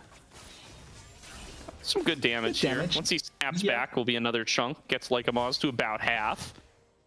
Yeah, but the important part is making these members be as strong as possible. And you have Yone with one. He actually already has a completed item. Really like the adaptation, by the way. Really good game for magic resistance with all the magic damage that is currently on the side of Nano's Noobs. And this will mean that the Yone will be a meaningful champion that you have to be extra careful about all the time. And then Decoy as well, with the lead that he has, he's been able to apply it already on the rest of the map. Move to mid lane, gets the kill, moves back top, and there's no deficit against him. Like, X-Royal wasn't able to take advantage of that. So these sort of movements from Mirage Alliance are the smart things that we really like to see, and the things that we've been able to notice so far in the ACL. Yeah. Now, Decoy keeping that push going, keeping X-Royal underneath the tower. There's going to be the grand challenge issued once again. Ivan showing up to help out with the gank. This time, a flash in from X-Royal. Still not able to find any of these weak points, though. Decoy stays alive. Into the back line goes Utter. And it's a complete disaster for Nano's Noobs. They lose both members. Decoy walking away. Both members and 3 grubs. They actually get everything in the top side, and yeah, the Kalista is alone down here in the bot side, but as long as she can clear teleport play, they really won this. Yeah, looking to try to punish Baz here. This is going to be a big last-ditch effort for Nano's Noobs, and they will be able to lock down that Kalista. Now Utter TPing in. Is he in over his head? They will not look for the redive onto him. They know there is more members of Mirage approaching from the sides. They should be able to start up this dragon. Ivan on his way over after the respawn, and they're going to look to just keep this rolling after having picked up that kill on a Baz. And looks like they are not going to start a dragon just yet. The Gwen is going to try and come here on the position, but they do have an advantage in numbers. And wait a minute, flash in from Lojaz, looking to lock down Ivan, and he's got nowhere left to go. He's got no flash, got no ghost, and will fall down. Utter on a killing spree now. 3-0. On the Yone, and this second dragon is all Mirage. Yeah, they quickly turn their attention to the Gwen and they immediately kill him. I like the play onto the Kalista. I think maybe Bass could have played more towards the teleport from the Yone, but it's a really good advantage that Nano's Noobs are able to get, but immediately turn on its head. Snap decision, they get the kill on the Gwen, they get the dragon, and not... That pan away really scared me because we didn't see the smite come down. The smite was on cooldown actually, and then the ultimate just a few seconds away. It's going to be Cloud Soul, by the way, which for Mirage Alliance this game is not bad. Multiple champions do play with their ultimate, and it could be really, really good for them. Yeah, it will be a really great setup for them. LoJazz looking to challenge for this blue buff, won't be able to get it. And now Nano's Noobs think that they have caught Mirage in too deep. 4 versus 3 here, trying to kite back away. Mixture going to be the focus, pulled out by the Fate's Call. Might need to use it just to kite away and try to save Baz's life now. Gets the knockback, but it is going to be LoJazz left out to dry. Nowhere left to go. The dive forward from Nukes might have been a bit far, but they won't be able to finish the execute. Not enough spears. Hostile takeover only connects onto one. Good immune from Ivan to buy him additional time.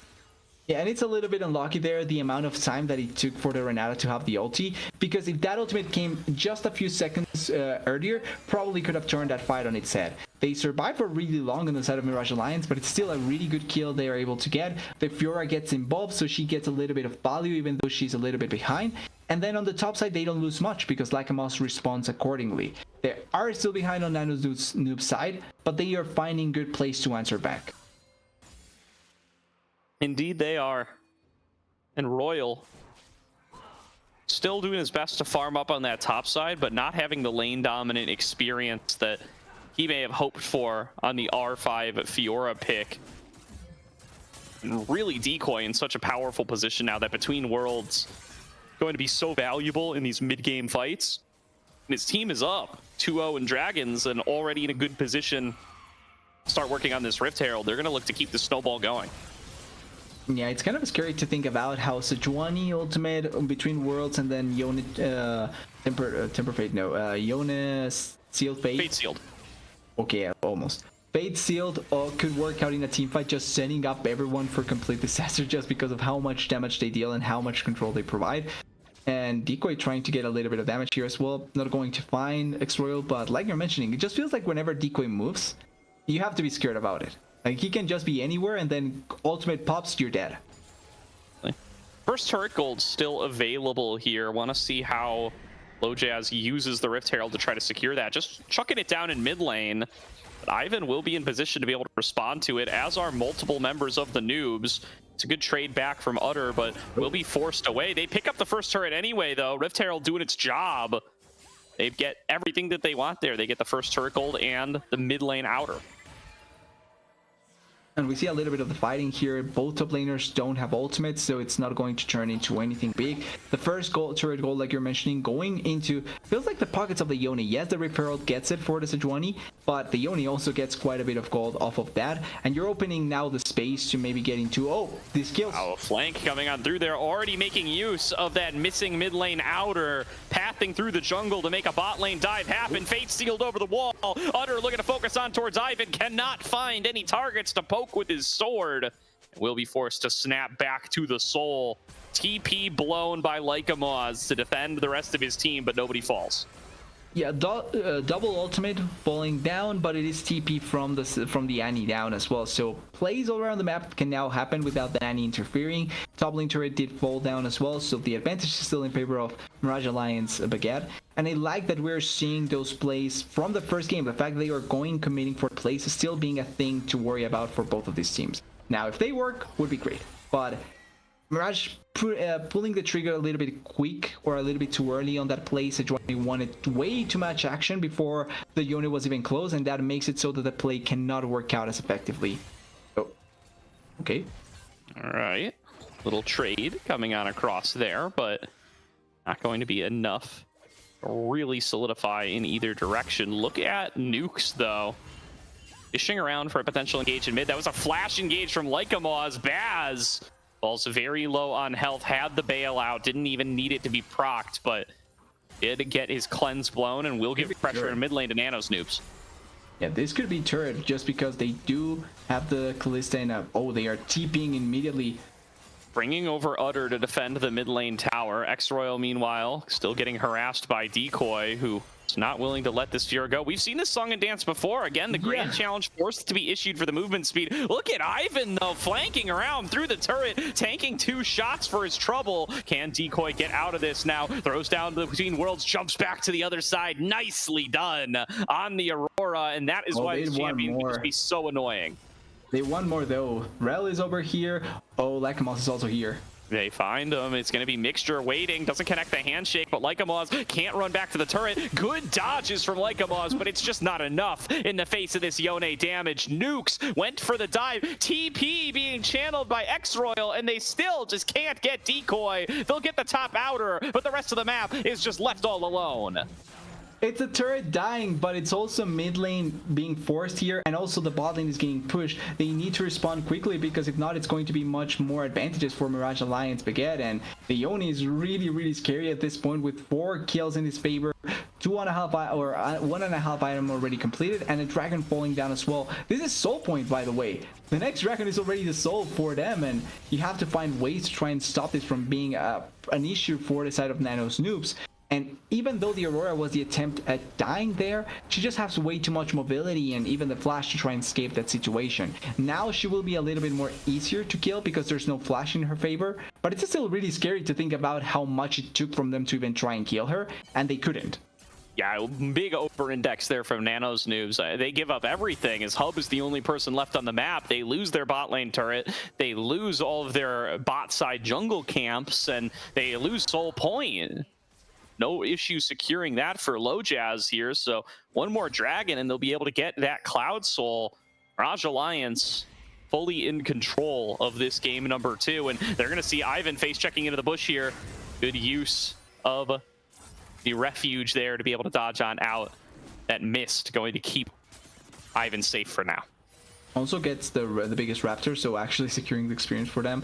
They want to fight for this red, but there's no smite on the Sejuani, so yeah, going to be pretty impossible to try and accomplish that. And even though there's an attempt from Nano's Noobs to fight, they just simply don't have control. You can see how pushed back they are from the rest of the map. There are certain places where maybe they can try and force a play, but realistically, the topside jungle is completely in the control of the side of Mirage Alliance Baguette, and Royal needs to be careful here because they may type him. Yeah, they're looking for it, or they're at very least they're going to force him off of this turret. So many members of Nano's Noobs are over on the bot side looking to see if they can find a play on a decoy. Tell me if you've heard that one before. And this inner turret will fall. Mirage Alliance secure it with ease.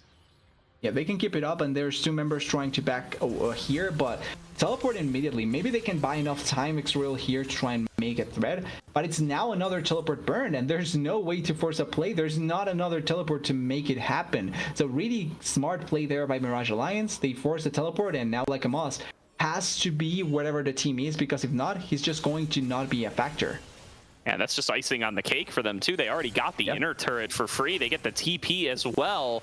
Extra global pressure for them up against Lycamos. That's both TPs now on cooldown for Nano's Noobs. So Decoy, he gets to sit bot lane alone up until X-Royal's TP is back and available, and Mirage can just keep on threatening this Baron in the meantime, preventing Nano's Noobs from getting over there to actually respond.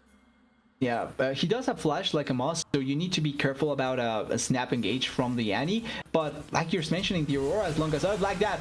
Yeah, cleanse away from Baz, does get hit by the True Shot Barrage. Baz forced out of the play, but the hostile takeover from Mixture connects onto 3. Hub taken incredibly low, but not low enough for them to lose the fight. They're going to keep this pressure on towards the mid lane outer turret. Look for this Aurora on the flank. Decoy already lost a solid chunk of XP, or HP rather. I think that was Ivan who found a way onto him. Hub looking for the kill, not quite able to finish it off. Decoy getting chased down by Alchemist and X-Royal. The Weirding won't get him out to safety. That's a shutdown over to Ivan, and Nano's Noobs, they come up with a kill for their engage.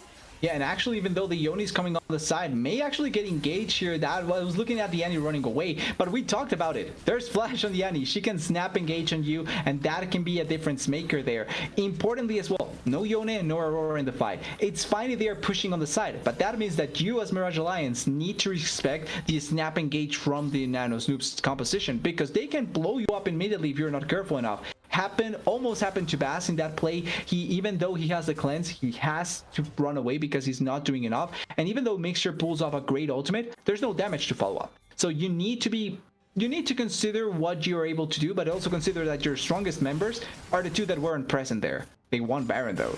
Yeah, and Lycopause doesn't have access to the flash now for a while, so that's their best engage tool done. Nobody knows. Looks like Nano's Noobs, yeah, just way too slow on this play. Stayed out on the map too long. True Shot Barrage gonna spot that it's happening, but it's too late. Mirage Alliance Baguette secure themselves the Baron. Yeah, and it also a secure of the Baron buff with 40 seconds to go on the dragon. So that means that they can reset, come back into the map, and then control the dragon once again, or at the very least try and fight for control of it. And they will just have enough damage or enough value to be able to push into it. The jungle is controlled, but that is actually so important from Bersordo, because that saves the life of someone by that Annie not killing them immediately. Definitely. Now, Nano's Noobs looking on the flank here, looking to see if they can catch somebody unaware on the redeploy. And the person to look for here would be Decoy, who's coming on up. Will be spotted. X-Royal waiting to see if he can find an angle to jump onto him. The dragon is spawning, but this is a baroned up Mirage. They're just going to push right through mid lane, and looks like they will be able to secure this. They're going to get an inhibitor turret unless Nano's Noobs can send more members back. They are TPing topside, trying to respond with a Fiora, but immediate TP onto the side. They are going to get this turret. Yeah, ooh, X-Royal, perfect timing there, but I think he may be forced into a weird spot here. Yeah, tried to dash forward, didn't connect the lunge. Decoy going to flash in. Grand challenge is issued. Not going to be able to proc the procs fast enough. And Decoy comes up with a second solo kill, second game in a row. Yeah, and it's not only that, they also get the inhibitor. So even though the side of Nano's Noobs gets the dragon, they lose a lot more in the process. And I like the decision there by Mirage Alliance. Oh, wait, Lycopause maybe getting collapsed here. Hustle takeover coming on through. Flash in from Low Jazz to extend the ulti. Locks down the Annie and picks up the kill. That is a we hate children sort of moment. It's flash from Sejuani, ulti by Mixture, ulti by Baz. They don't like them at all, and they really wanted that kill there. They also will push into the turret, and that's going to be another turret for Nano's Noobs. Yeah, no problem for them to be able to secure this. Already got softened up earlier on by Decoy on the split push, and they will be able to claim that one. Mid lane inhibitor already down as well. They're going to keep this push going. Mirage Alliance Baguette looking to get themselves to a game number 3 here, and Nano's Noobs looking like they are running out of options to try to stay alive in this game. They are about to lose their second inhibitor. Utter still keeping them at bay with the base field. Engage from Nukes, locks down 2, make it a double kill over to the side of Nano's Noobs. Hub going to be able to clean up the other one. And it's a 5 versus 3 on the map now. They save their bot lane inhibitor and they push Mirage back. Annie with the clapback after what happened to her, but that was a great engage by Nukes. Finding the angle, really good timing, gets 2 kills at that moment, stopping the push from the inhibitor. But they do not kill the important members though. Yes, you kill the Renata, and yes, you kill the Sejuani, but the gold is allocated on the Yone and on the Aurora. So if you don't find kills there, it's going to be difficult to make a lot out of that kill. And there's also no objectives available. Their Baron is down, the Dragon is down, the turrets are not getting pushed because they already took down the tier 1s. So it's not like those kills are going to turn the tide of the game. They are going to stop the push from Mirage Alliance, but it's not going to turn the gold value back in their favor. Yeah. Shout out to Drop Dead Gaming coming in with the raid. Happy to have you all with us for tonight's featured match that is looking more and more like it's going to go to a game number 3 TDS. Mirage Alliance still in control. Nano's Noobs putting up a good fight in their own base. But now they're getting picked off once again. X-Royal in a 1 versus 3 situation. Not going to be able to make any kind of trade happen. Rended down. Flashed in by Lycopause to be able to clean up the kill on a Baz, though. Between Worlds, locking down many members, but not really able to be capitalized on. Ivan kiting it out of the bottom side. Nice handshake. Snags its way onto Lycopause, opening up the door for Utter to fate sealed forward. Another double knockup. And Mirage Alliance may have just pieced together the fight that they needed. Hub and Nukes able to kite their way out. True Shot Barrage trying to keep them at bay, but not going to be able to land on a minion wave. This push is going to keep on going. Yeah, Baz may be dead, but realistically, who the hell cares? Because the Kalista is not the carry this game. It's Yone and Aurora. Decoy and Otter are the ones that you have to be worried about. And even though Otter wasn't there, teleport back to the fight. Great ultimate, great team fight, great setup as well. They are able to turn around a sticky situation. they also now get a position where even though they lose Bass in that situation, they were able to push into the turret, and now the base completely, or at the very least partially naked. 3 inhibitors open, 1 down, Dragon coming up in a minute, and you have a play where you can force the members back because of Otter and Decoy going to push those side lanes or pushing into the base, and you will have to decide between base or Dragon if you're Nano's Noobs. Yeah, now a big choice coming up for them, or if they're going to even try to challenge this Dragon Soul. Very difficult to leave your base when you have these inhibitors exposed, especially up against Utter, who's so strong on this Yone, but it is going to be even harder to win out fights and find favorable situations if they give up the Dragon, and it's not even going to be possible to challenge if they lose Ivan here. He's locked on down, he's taken out. Nuke's trying to save his jungler, will lose his life as well, and that might have just done it, TDS. Yeah, we may not even need the Dragon. It's teleported into the super minion.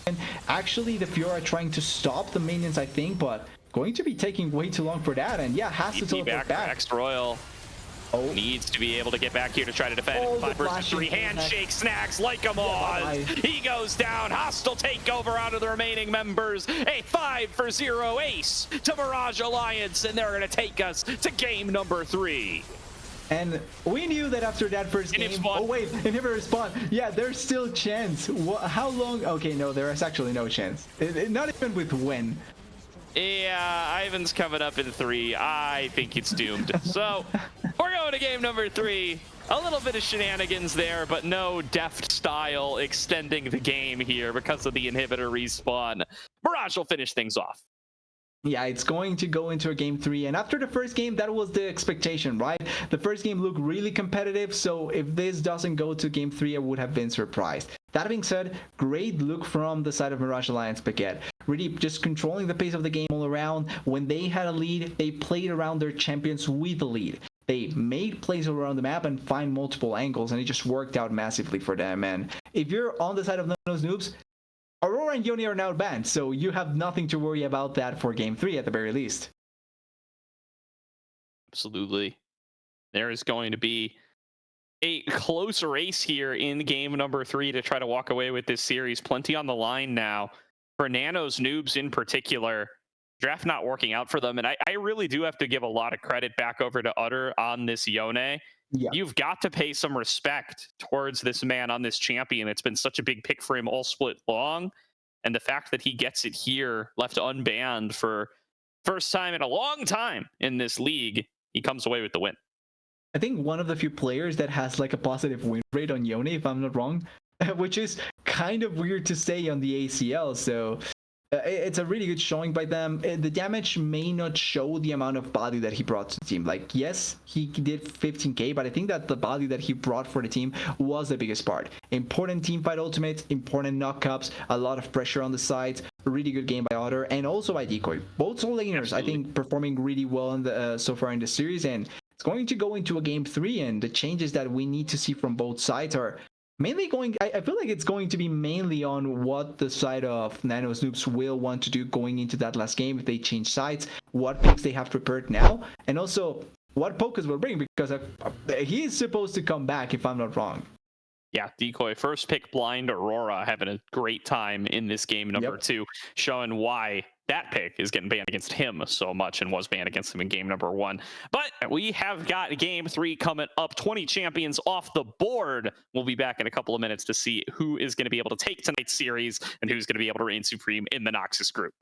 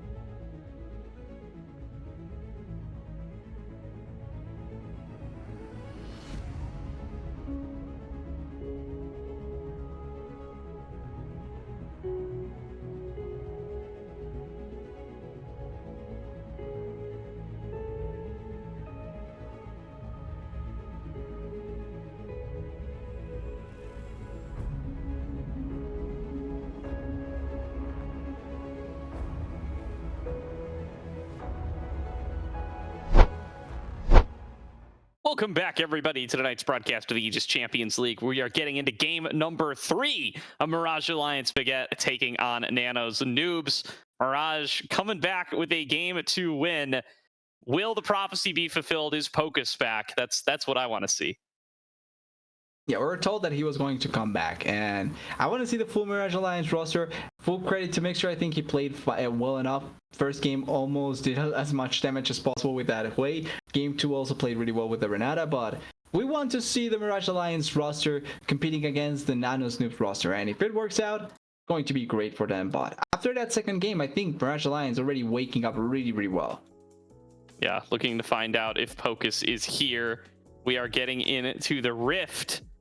And we do need to update that Mirage has won a game here, but we're fighting with draft lull, so we'll get our way there. We'll find out if Pocus is here. We'll get all the information we need in due time, but draft has already kicked on off. Okay, yes, Pocus is here. Okay. So we're back to full-on rosters. Third unique matchup of the night. Let's see what that means for these teams' ability to close on out the series. The Ziggs, Corki, Ivern bans come on through. The Skarner stays perma-banned for Mirage on red side. And the Syndra and Orianna will stay bans up against Leica Moz. Again, maybe indicating that we want another melee mid for Utter. He is very good on that Yasuo. They have played like Yasuo Gragas comps and stuff in the past. Syla is also available as well, so could be another option for them. As the Leona getting covered, surprised if it would be the first pick, but could be the priority that they want to give for Nukes, which has been playing great. I think one of the standout players so far for Nano's Noobs 100% tonight, and trying to secure a pick for them probably not going to be a bad choice. But Swordie on the Leona is not something that you typically see because there's just so many more picks that probably require a little bit more attention. As for Mirage Alliance, AD carry is still available. The Jax is still available as well. A blind Jax, not a bad choice. And Decoy, I feel like with his form tonight, yeah, I think a risky pick. I mean, I think Decoy's been the best player on the Rift tonight, all around. Yeah. He's done a fantastic job through 2 games. Now going to be taking the Jax here in game number 3. And I mean, I have no qualms about him blind picking here. He's blind picked 2 games in a row, and he's won both lanes. One of which was against Surdy. So I'm killing both lanes as well. Solo killing both lanes twice apiece. So exactly. Yeah, he's taking on all comers tonight, and I'm very confident in him on this Jax now, a pick that he's very familiar with. This is his most played champ this split. This will be his 4th Jax game, which in a full fearless format where this is the 5th series he's played, is that's a lot of Jax games. So the Rakan going to be locked on in here for Pocus in his first game back, in his only game of the night.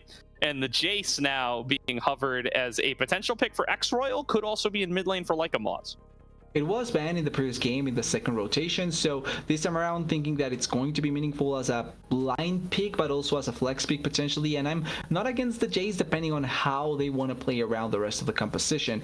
As the Jace comes through, AD carry is getting a little bit ignored. I think with the Leona, something like the Kai'Sa always jump in priority just because of the CC value that you get. Varus as well with the poke potential of the Jace could be an option considering what you're able to do from a long distance.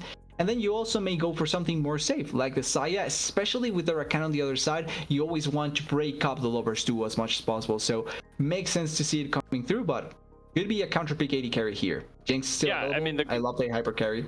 I like Xayah Leona as a lane though, so it'll be interesting to see. There's no the other Rakan lanes. I mean, like Rakan Ezreal's another one that you often see, but the Ezreal's going to be fearless away, so you can't take the Ezreal here for Baz.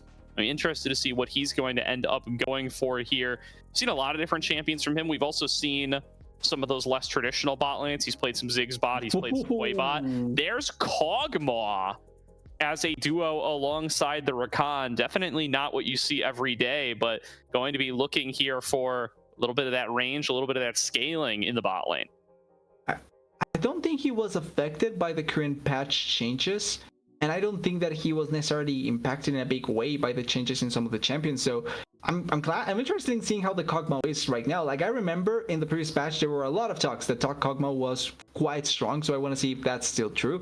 And also how they play around it, because like you're mentioning, there's no enchanter support. Quote unquote, Rakan is not an enchanter support, so I wouldn't, even if he builds some of those items, I don't feel like I would put him in that category. And then you don't have the Orianna either for the Kog'Maw sort of composition that you go for to try and buff him up. Karma could be played mid though, but I'm not sure Otter is that kind of player when you think about him.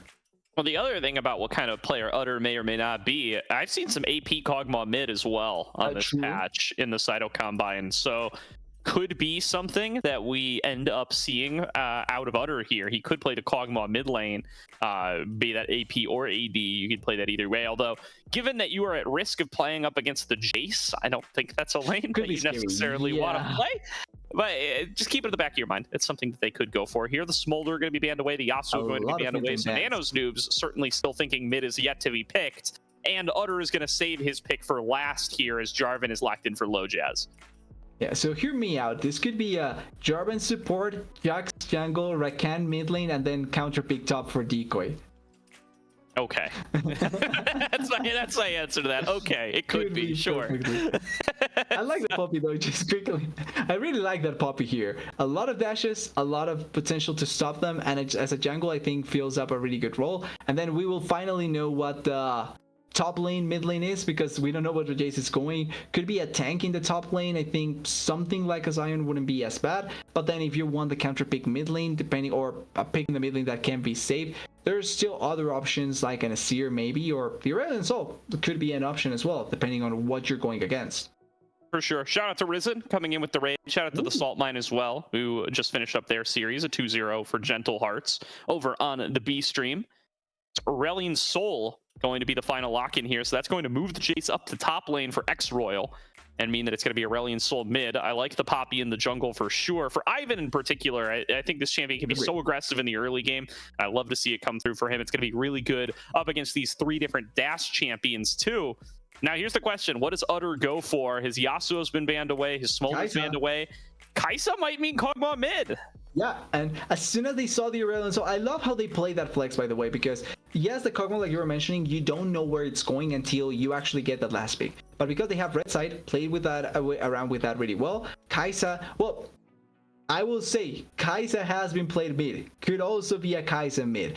And I don't think it's that outrageous, but the Kog'Maw, I would love to see it more in the mid lane, like you're mentioning, played more. And against the Aurelion Sol, it's going to be mainly a battle for push, more so than a battle for killing. So I think that it feels a little bit better in that sense. And then in the bot lane, you can just go fight for fight against the Xayah Leona. Yeah, I completely agree with you there, TDS. So will be an interesting one. It ends up with a much better matchup for them, I think, in both lanes. The Kog'Maw can now just play the scaling game up against the Aurelion Sol. It's a little bit of a different style. At least it feels like a little bit of a different style for Utter, who has, again, largely been on those AD mids, largely been on those kind of aggressive picks. He did play a little Vayne mid. He did play a little Corki mid, so he's got a little bit of, the marksman mid experience.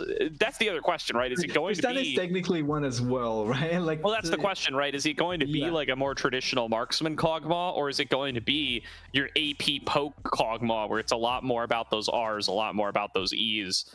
I would be curious to see, because I think everything's on the board, because you've got hybrid champions in top and AD, so I don't think you're forced into either build. Yeah, I find it funny how you said like the Kog'Maw AD mid lane can be an interesting choice here, because like you're mentioning, the Kai'Sa can also go hybrid, and Kai'Sa poke feels like a much more typical build to see than Kog'Maw going poke. That being said, it was a thing that did work before. It can work out right now, and I think that flexibility in game as well can be really good. Because let's say, for example, the Poppy and the Leona get too tanky. What would you rather have, the poke or the sort of AD carry style marksman, right? Or if the game becomes something that you cannot force and engage or follow up well enough, the poke would probably work out better, because that way you don't need to be in the fight to get as much damage as possible. That adaptation is going to be interesting to see in game as well, and if they can decide on the fly, that could make the game really interesting. Yeah, definitely a lot of options on the table for them. I think we'll get a little bit of insight based on what the runes are once we are actually loading on in. Of course, are going to still have to wait on that spec delay.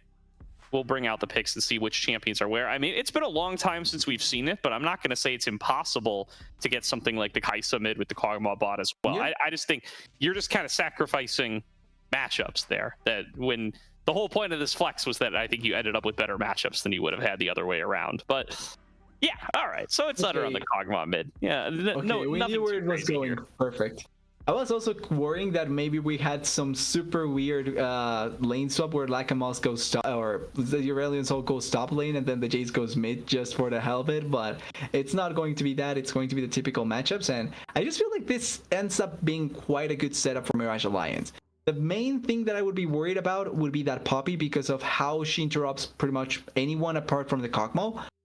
But apart from that, the composition from Mirage Alliance can work out really well, but in mid game and in late game with the damage that they can keep on stacking.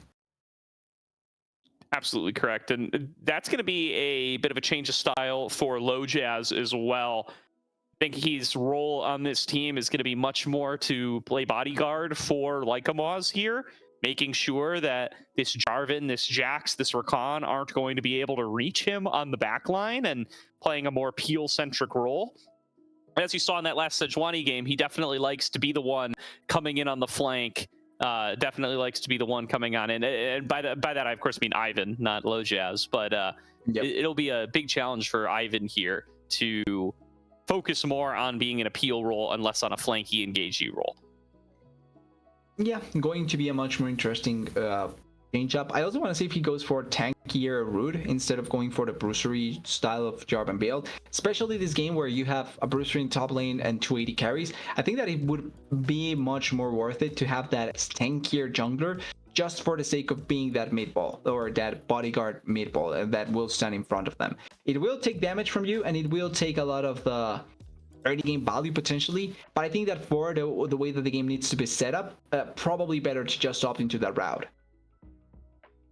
Now going to be a move forward into what could be a very important win for Nano's Noobs. Mirage Alliance Baguette, they are obviously posturing to try to top the group, and their win over teams like Straw Hat Crew put them in a good position to be able to do that. Obviously CCG, a big challenge for them that they have coming up in future weeks. They will be underdogs in that matchup. Probably the toughest challenge they will have so far.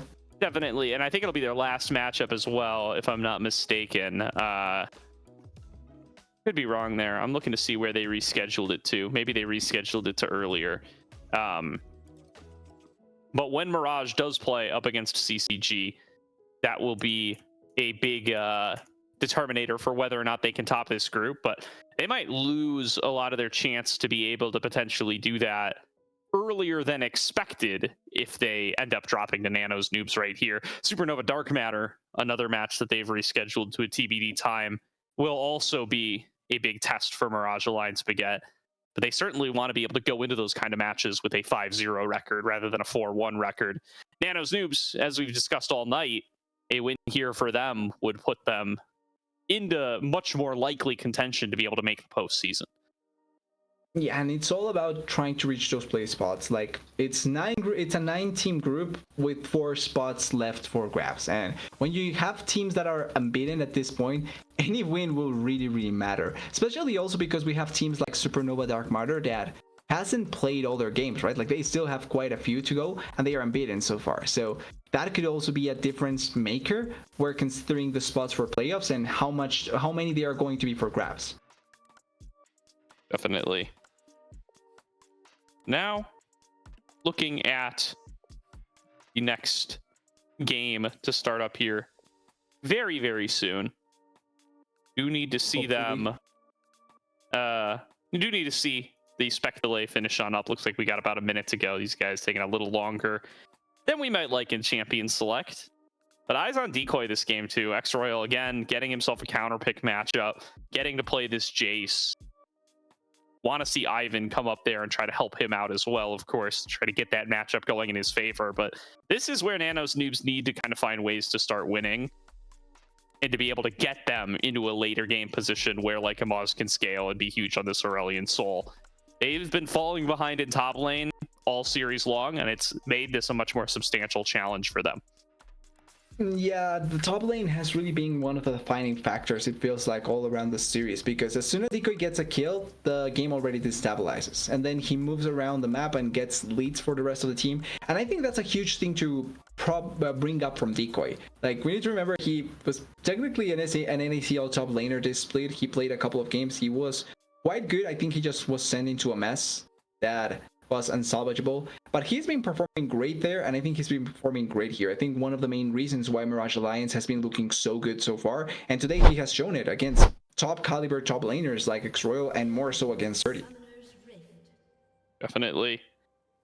Here we are. Kick on off game number 3. Nano's Noobs on the blue, Mirage Alliance on the red, and a spot on towards Decoy to start things off. He throws down the ward, leap strikes to it to try to get himself to safety. The CC does not connect, and Decoy will escape, doesn't even use the flash. You know what? Extra win for Decoy. It's double flashes. Nuke's also flashed. Wow. Best player of the series. We always knew it.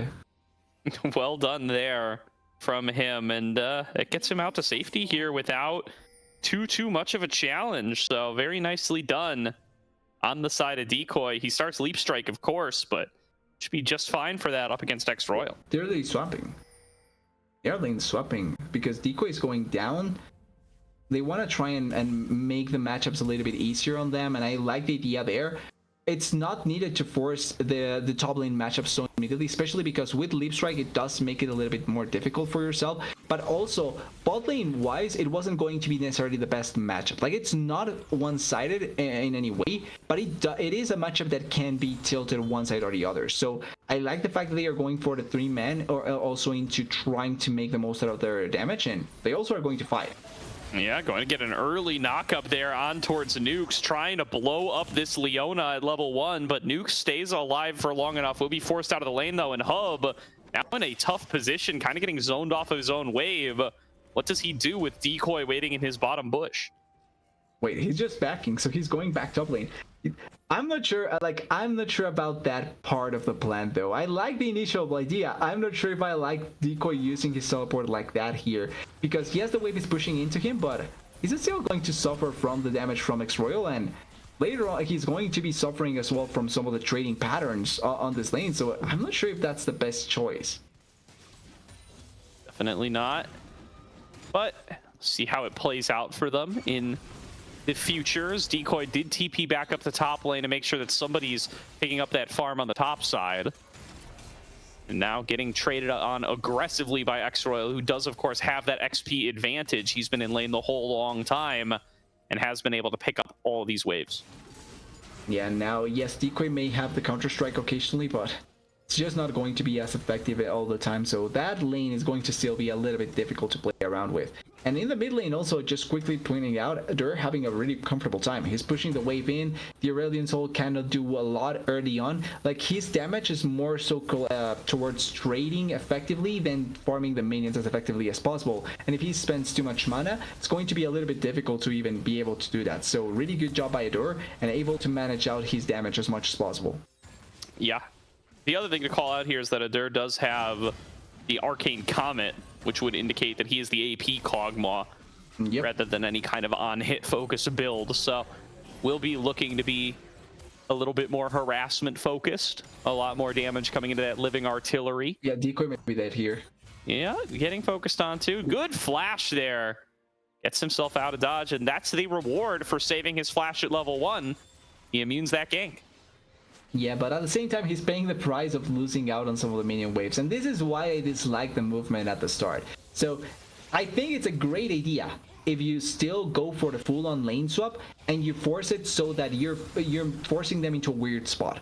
But if you just don't play the lane swap and instead do like what they did, it just makes it really difficult to play all around. But they now are doing another lane swap with the Kai'Sa teleport going topside, so it feels like they are just moving around a lot, and at the end, with that huge wave that is crashing bot lane, maybe it actually ends up working out for them effectively. The Jax will be uncontested. Yeah, the Jax TP's on down. Will be able to clean up that wave. Baz went up to the top side. This is a triple TP composition from Mirage, of course. They're using it the best they can in the early game just to make sure that they aren't dropping any of these minions to the tower. So far, it's kept them pretty much dead even here, and have been able to survive some of those early ganks. But still not going to be a lead for them quite yet, and there is some dangerous scaling in the form of this Aurelion Soul for Nano's Noobs. Yeah, good thing that Adore has been doing a really good job at just keeping control of this mid lane so it hasn't turned into anything big. And then immediately, once again, back into the lane swapping. So Mirage Alliance is trying to play for the lane swap game, it looks like. They're just quickly mentioning it. But it's in a way that it's forcing the decision from Nano's Noobs to be weird and the timing be off. So it actually ends up working quite well for them. Even though the Jax is quite behind in CS, it's much better than being facing someone like the Jays where you're going to lose out on those trades most of the time. Ooh. Yep. X-Royal in the 1-on-2 is, of course, a ranged champion, so should, in theory, have a better time than Decoy, and does still have that CS lead, is still stacking up that tier. LoJazz waiting in the wings to try to survive up against this gank. It is still a 3-on-2. Ooh. They are going to lock down LoJazz, but he is able to flag and drag through, does not get disrupted by Ivan's steadfast presence, and the wave is getting cleared out. It will be a survival in that 2 versus 3 for Decoy and LoJazz. Yeah, they are doing a really good job at just staying alive there for as long as possible. And it also means that the time... Oh, like Moss baiting the attacks. Oh, Otter. Ivan just going for the long path around. Doesn't get the stun, but I don't think it matters. Utter does not have the flash. Well. He's Utter's not dead. mobile on this Kog'Maw, and it gets stolen by Nukes. Nukes, why? That was totally unneeded there. I'm kind of curious where the flash was blown. Actually, just looking at the Lacamas and Otter, probably traded trying to kill the Aurelion Soul, but really nice collapse, really nice advantage they were able to take away from there, and it shuts down a play that was quite difficult for the side of Mirage Alliance when you look at it. The Kog'Maw was doing a really good job against these Aurelion, and the fact that they get an early kill like that means that the lane can be a little bit more manageable. Does. Well, Nukes has his ninja tabbies now. At least somebody's getting use out of that first blood gold. Yep. If I'm Ivan, I'm a little upset there, but you do manage to pick up the kill. You do manage to give Lacamas an easy time to farm up that next wave. You worry about the kill. Who gets it? It's an extra thought. Sure, but I think they already figured out that first thought. Personally, I don't think the flashless Kog'Maw is getting away. Well, you know. You know what? It's fine because it's a repeat gang scenario. They know that the Kog'Maw will not have flash anyway, so they are going to go one at a time so that the Poppy gets one, then the Aurelion Soul gets one, and then if the flash is still down, they get one more. Now looking like they're going to come and repeat gank Utter here. He's up pretty far. Doesn't have the backup of his teammates. It's a flash Zenith Blade. This one's not going to get the kill instantly, but it will give a kill over to Lacamas and Nano's Noobs, punishing Utter on the immobile Kog'Maw. It was all part of the plan, Gordo. You get one for the Leona, one for the Aurelion, and then when Kog'Maw spawns, you get one for the Poppy, and it all works out. We will see. Could be another gank coming up before too long. That is the risk of playing a pick like this Kog'Maw without a support. You don't have somebody in your back pocket to back you up. Over the wall comes LoJazz. Really nice dodge. Hub, though, able to reactively jump into the Feather Storm. Maybe not reactively, that ward was present in the red buff bush, but really good job to dodge out on that knockup and gets good damage returned onto Pocus. Here comes Ivan, trying to make sure that Hub is going to be covered, and Nukes is here as well. They're catching on towards LoJazz, going to try to see if they can finish him off. The knockup is enough, and Lacamas gets fed a second kill. Yeah, and Mirage Alliance, through all their moving around the map, they end up mind gaming themselves because now they've been dying consecutively in really dumb spots when you think about it. The Jarvan could have tried and make a little bit better of an attempt escaping, but doesn't account for the people coming onto the side, and that just means that it's impossible for them to escape. And then the Kog'Maw giving up 2 kills in a matchup that should be a little bit more favored for him is really weird to see, and that may make it so that the game will take longer for them to work out as. I'm not sure if this works out for Adore. Ultimate committed there by Lacamas, and they're just going full on, one-on-one, face-to-face, nobody moving. It's a 1-for-1 trade. The shutdown gold over to Utter, I think, makes it worth it for him. Yeah, he actually gets more value because he died after, or he gets the kill after he died. So it's just extra gold in his favor, and the way the lane is pushing, it's going to go into his favor as well. So 1-for-1, I think Otter worth it at the end, and if he can keep on getting stronger, going to be good for the team. That's some high-level mechanical play right there, by the way, to just sit there Timing the death. holding buttons on each other. Nobody moves, nobody clicks. Just one-on-one, face-to-face. Oh no, Decoy, it's a 3-man dive, and nobody's close by. This is, well, he has flash, maybe. Yeah, it's taking a little while for this wave to get pushed in. Royal does tick up to level 9, and we'll get the wave in now. Decoy, see what you're going to be able to do. Low Jazz making a beeline up to the top lane here. Goes into the counter strike. Interrupted out of the leap strike, though. That might be the final nail in the coffin. Ivan can't tank it up any longer, though. Nuke's going to get locked down by the Cataclysm. And Low Jazz turning the play around. Royal can't get the last shot off to take out Decoy. That's a win for the side of Mirage. 100% a win. Kill for Decoy. Nobody dies. And Decoy doesn't even use the flash, so actually works out perfectly. There is flash on the Jarvan though, so this could still be for them. Yeah, redive being attempted here for Ivan. Low Jazz making the call just to try to retreat. Flash is a little too late, though. Shock Blast found the damage, and Ivan will take him out. Hub, though, in the 1 versus 2, thinks he can take down Baz, flashing for more. Finishes off the kill out of the Kaisa, and Pocus going to be the next one down. Flash forced from him as well. A huge play from Hub in the 1 versus 2. Yeah, huge question mark by the bot lane from Mirage Alliance, and huge play by Hub. Important that he's able to pull that off because of what happened topside, and it means that now the Saya also feeling quite strong, ahead in CS, ahead in damage by herself, so it means that she has more value. And right now it just feels like Nano's Noobs is finding the better plays all around. Like they are responding in a much better manner because they have been smarter about their plays. Ooh, close by Decoy. Very nicely done by Nano's Noobs in this early game, and all of it combined together puts them about 2.5K in the lead, and they're looking for the full 6 grubs now. Both junglers are here, both supports are here, and Royal earlier on the move, getting that shock blast. Great damage on the Low Jazz. Pocus pushed out of position and destroyed by X-Royal. Mirage Alliance forced to retreat away. Here comes Lycamaz, catching Low Jazz on the retreat and making it a 2-for-0. This is going to be 6 grubs and an even bigger lead to Nano's Noobs. Yeah, Mirage is getting manhandled so far. So well done by the side of Nano's Noobs. And it's a smart play that they are pulling up. Like, it feels like Mirage Alliance is not understanding that they need to be closer to play this sort of composition. Kog'Maw will take time before he becomes extra valuable. Same for the Jax. And the Rakan, yes, he hits level 6, but he's still a Rakan. He's not as tanky as the Leona. So if you don't have the members close by to support the Rakan in his engage, she's just going to die. And it's also the Jarvan opting into a build with damage, which means that he's going to take longer as well, or he's not going to take that much before he dies. So it's going to be really easy for them to blow them up if they are completely disjointed in that fight, as X-Royal will take this turret, and that's first turret gold for himself so easy. And here's the lesson of this series, TDS, is if you have to bring in an emergency sub, keep the emergency sub in. Because when you swap back to your starters, it seems like it just does not end up working well for you. Happened to Nano's Noobs in game number 2, now happening to Mirage in game number 3. As Nano's Noobs funneling so much money into this Aurelion Soul in particular. He already has the big ult, the Grand Starfall or whatever it's called. That's Pantheon Ultimate. It's called something else. It's called like Sky's Descend or something. Huge for him in this upcoming fight, and so much power held in that mid laner. So I will say though, the biggest or the best thing for Mirage Alliance is that there's no objective to fight for. Herald will spawn, but I don't think you fight for that if you're Mirage Alliance, and then Dragon and Baron will take quite a bit of time. So realistically, there should be no instance that they are forced into a fight against that Aurelion Soul ultimate, as they are trying to dive here. Poppy takes a lot of damage, but she's also tanky.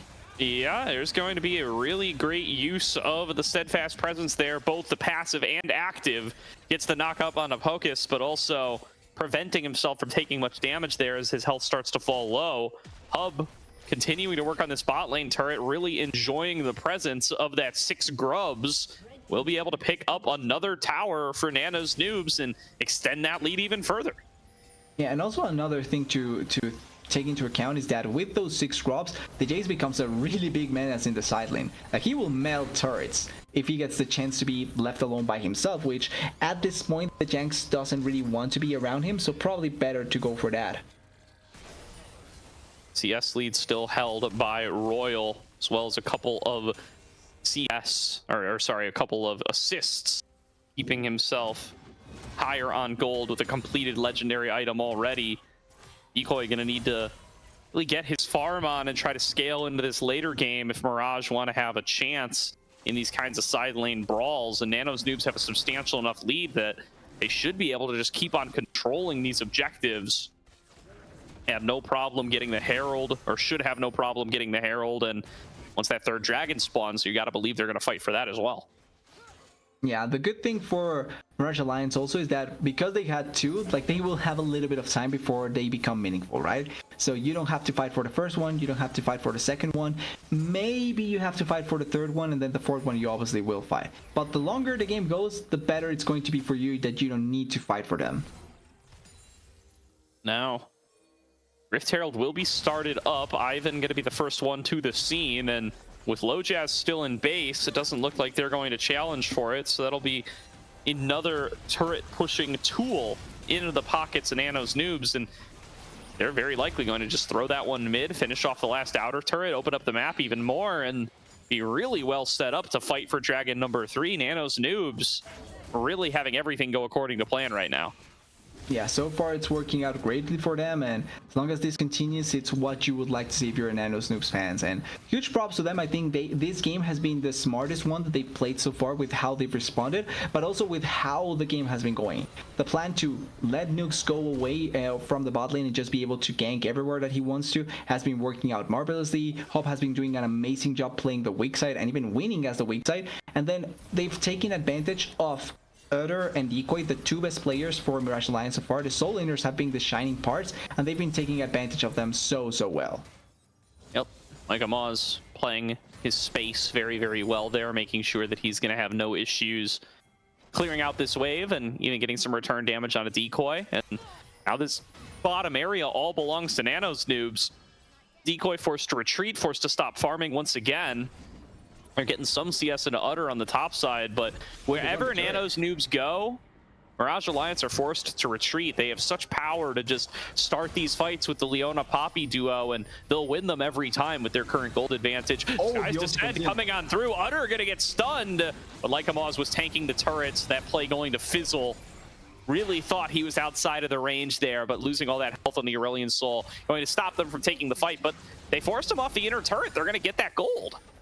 Yeah, they get the turret, they get the push into the bot lane, and they are also pushing on the mid lane, so they are trying to win in as many places as possible. They also did force the teleport from Adora, which means that they will have the space to be able to try and control a little bit of the map a little bit more. And the dragon spawns in 20 seconds, so they will also have that advantage as well with double teleport available to them. Yeah, a little bit of a weak point in the armor here, though, for the side of Nano's Noobs. Decoy looking on the flank. Lycamaz still low on health, doesn't have Sky's Descent. That was their big tool, but they're getting it engaged onto Decoy. He flashes out to safety, trying to buy the space. There's going to be the engage from Lojaz, but he gets melted down in his own Cataclysm. It's 2-0 to Nano's Noobs. Mirage Alliance tried to take a fight that they could not win, and they will lose out even with Lycamaz on half HP. And it's such a weird decision there from Decoy to try and go for the teleport. They don't need this dragon. This is the third dragon of the game, and they already have two. It's just like trying to go to do something for the sake of doing something, and this is the result of that. You pay the price with your life, you make your Jarvan also come in and die, and then you lose the dragon anyway. So all around, it's just weird decision making from Mirage Alliance. I think this guy has been the smartest game by Nano's Noobs, but I also think that this has been the dumbest game by Mirage Alliance without trying to mean anything. But the previous two games to this one, I think really is a stark difference from Mirage Alliance. Those are the two sides of the coin, right? The smartest game for one team must be the dumbest game from another team, as that lever definitely leaning over to the side of Nano's Noobs in game number 3, a 6k gold lead over to them, and they are in prime position to be able to take down the undefeated Mirage Alliance Baguette in the Noxus group and really start to cement themselves as contenders for the postseason here. Really strong performance on the night. Now set up to keep on keeping on with their fight-winning ways. So much gold onto Lycamaz, so much onto X-Royal, so much onto Hub. And every play that Mirage Alliance attempts feels like it just cannot close out. A flash forward from Lojaz, but he doesn't have Cataclysm. I think he just came up. Just as he just after he flashed just came up now. Came up. Yeah, but oh, that is painful for Lojaz. Not only does he flash in, but X-Royal didn't even have flash, so it's not like he was forced into anything. He didn't have anything to be forced into. This Baron dies quick because of the Aurelion Soul, so they take advantage of the fact that the Jarvan is not here and could be the game ender. There is poke on their side though, so they have to be careful on the side of Nano's Noobs. Finding good damage with the Void Seekers is Baz, connects another one. That one hit onto Lycamaz. And half HP for both carries is going to make them peel off the Baron. I do like that they don't repeat the mistakes of game number 1, where they stayed on the Baron way too long, holding it at 2k HP, trying to find a way to pick off Low Jazz, and ended up costing them the entire Baron. This time they say, okay, not making that mistake again. We back away. We come back later.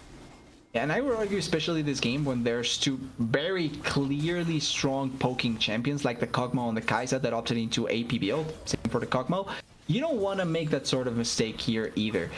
Also interesting that both of them opted into the Manamune instead of one going for the Archangels, like it's typical for the Kog'Maw AP, so interesting choice. But you don't want to force fights where you're eating the poke all around. And now, going to be stealing away more objectives for the side of Nano's Noobs. Blue buff going on over to Ivan there. And they will regroup in and around mid. The Baron's still going to be on the table for them. They're keeping Lycamaz on that side of the map. He clears waves so fast and does so much Baron damage when given the opportunity to do so. He's just going to keep clearing out that top wave, and they'll continue to roam on up here and force Mirage to try to make some tough decisions. Yeah, this is the top part of the game though for Nano's Noobs when looking, even though I think they are really far ahead and they are playing it really smartly. This is the part of the game where it becomes difficult because, like we're watching, right? Even in a situation where the Jumpboard was far away and they had open Baron, the poke from Kai'Sa and the poke from Kog'Maw will become really meaningful. And that means that every attempt at Baron will be met with an attempt at stopping them, but stopping them from so far away. And there's not that much resistance when looking at the other side. Poppy went for a much more supportive build. She has Archangel, yeah, she has the... I'm blanking on their names. I hate that, but she has more of a supportive build. The Locket, yeah. The Locket and the Redemption is the one that I was thinking, the Locket. She has a supportive build. So even if she has enough shielding, that's going to fall off, and the poke will keep on coming through. So there's not a champion that can realistically tank it, as we see here, and that means that the longer the Baron takes, the easier it is to stop it. So they need to force a fight. They have to all-in commit for a fight. But that also can be a situation where Mirage Alliance can try and respond if they have enough distance. And if they eat way too much poke, then it's going to be easier to kill them. So it's a tough line to walk by as Nano's Noobs. Definitely is, and keeping our eyes on them as they exchange blows in and around this mid lane. The Void Seekers and the Living Artilleries from the side of Mirage, they do hurt, especially with Baz being pretty locked in here. He's doing a good job of continuing to land these, getting the cooldown refunds, and keeping the pressure on to Nano's Noobs. And he's forcing them to try to pull the trigger and engage, which is a little tough for this Nano's Noobs composition. Remember, that's not where they want Ivan doing. They don't want him launching himself in to find the engages. They want him back defending Lycamaz from the engage tools that Mirage Alliance has. Yeah, realistically, when you look at it, it has to be the Leona forcing it, right? Like that's kind of the only and main choice that you have, but because they are taking so much damage, it doesn't feel realistic. As Baron looking to be the play here, they are starting it immediately, but Vision is there, and you have the poke once again.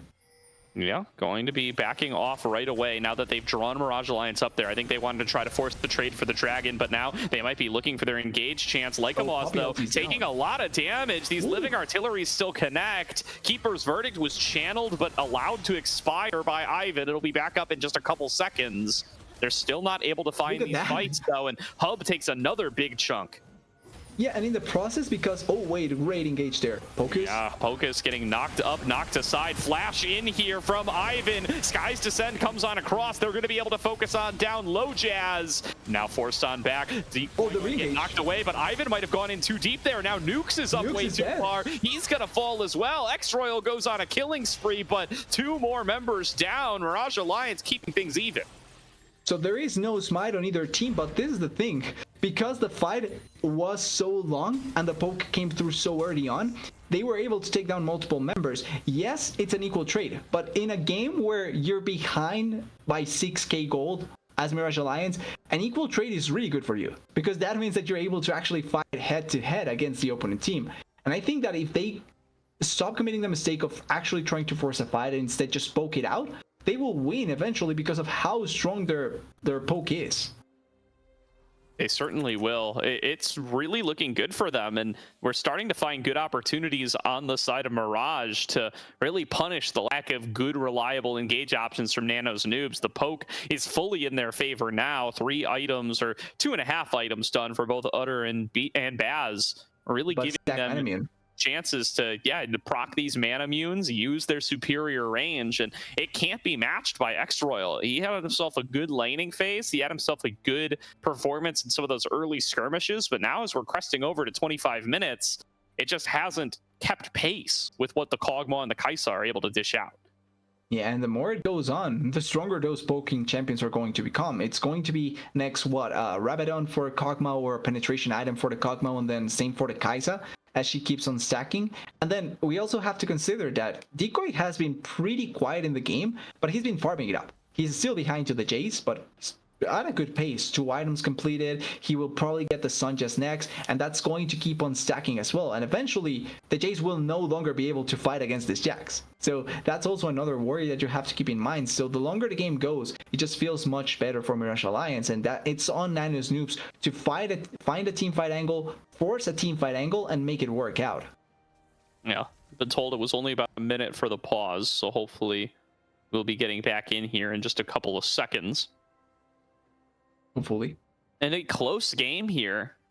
It definitely at least feels like it's getting closer. It was really Nano's Noobs favored for a long time, but they're struggling to keep up the pace, and they haven't really been able to crack open any of these inner turrets. They only got the bot one way earlier on, but they haven't really been able to keep the siege going and haven't been able to successfully convert on these Baron starts.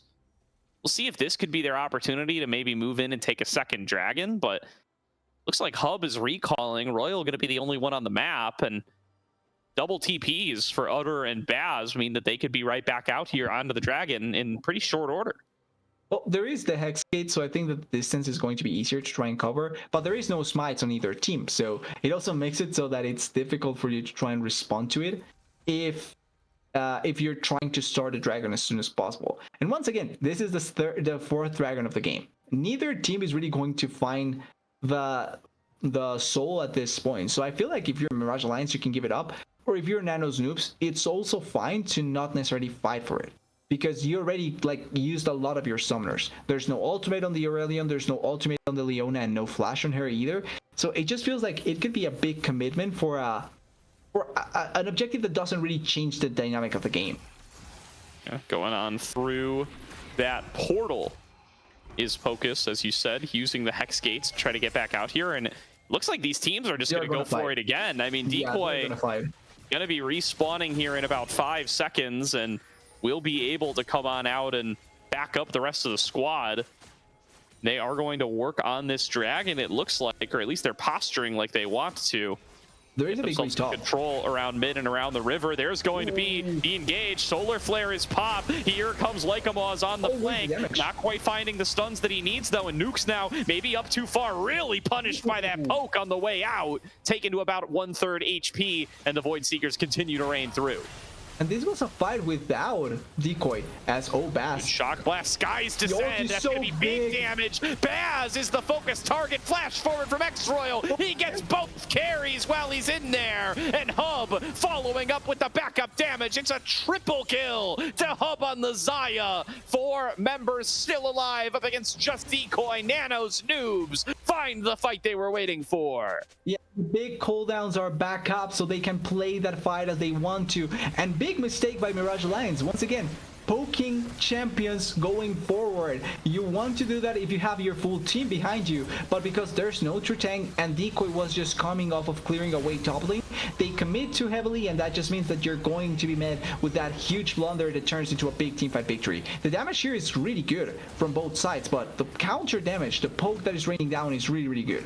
The issue is here, Decoy is way too far away, and they are moving too far forward when first, Baz has no W anymore, he already used it, and then they can just re-engage with this huge ultimate by the Aurelion Soul. The thing that I love the most about this champion, and also the thing that everyone hates the most, that huge knock-up ultimate that just works out massively for them. And they kill the carries, they turn around the fight so easily, and Decoy can barely do anything. He arrived way too late, and oh, adores it. Yeah, Utter really caught out here. Mirage did manage to pick up the Soul Point Dragon in the picture-in-picture there, but they have not yet been able to restabilize. They do not yet have that soul, and losing Utter there going to cost them a fair bit of wave clear and going to mean that they lose another inner turret in mid and potentially a third one in top. Focusing into the bot lane, though, they think they have a pick onto X-Royal, and I think that they're certainly right. Decoy will be able to claim that. Yeah, no flash, really good kill there. They are losing out on some of the damage in the turret. Oh. Cataclysm locks down 2, but the follow-up's not quite there. Baz just firing away Void Seekers, and there's going to be the falling star connecting. Nice play by Baz, though. Killer Instinct back, stunned up by the Solar Flare, and Hub stands and fight. It's a flash in for Low Jazz. Flying space for Decoy. Hub continues to kite it out. He makes it a triple kill, still dodging out. Finally hunted down by Decoy, but not before he picks up the triple kill. Decoy gonna clean up with the help of Utter, though. Takes down 2 more, and it is a 4 for 3. Mirage Alliance stage a defense in their base. 4 for 3, 1 burn buff remaining, and a huge shutdown that Decoy is able to collect as well. That is going way too deep, but it almost worked out. Hub was trying to play his heart out there with an outplay, and it almost really worked out. But also the shielding on Pocus, saving Bass for a little bit longer, making that fight much better for the side of Mirage Alliance. This game is decided by inches, even with the lead that Nano's Noobs has, because of the amount of damage that the AP champions are dealing right now.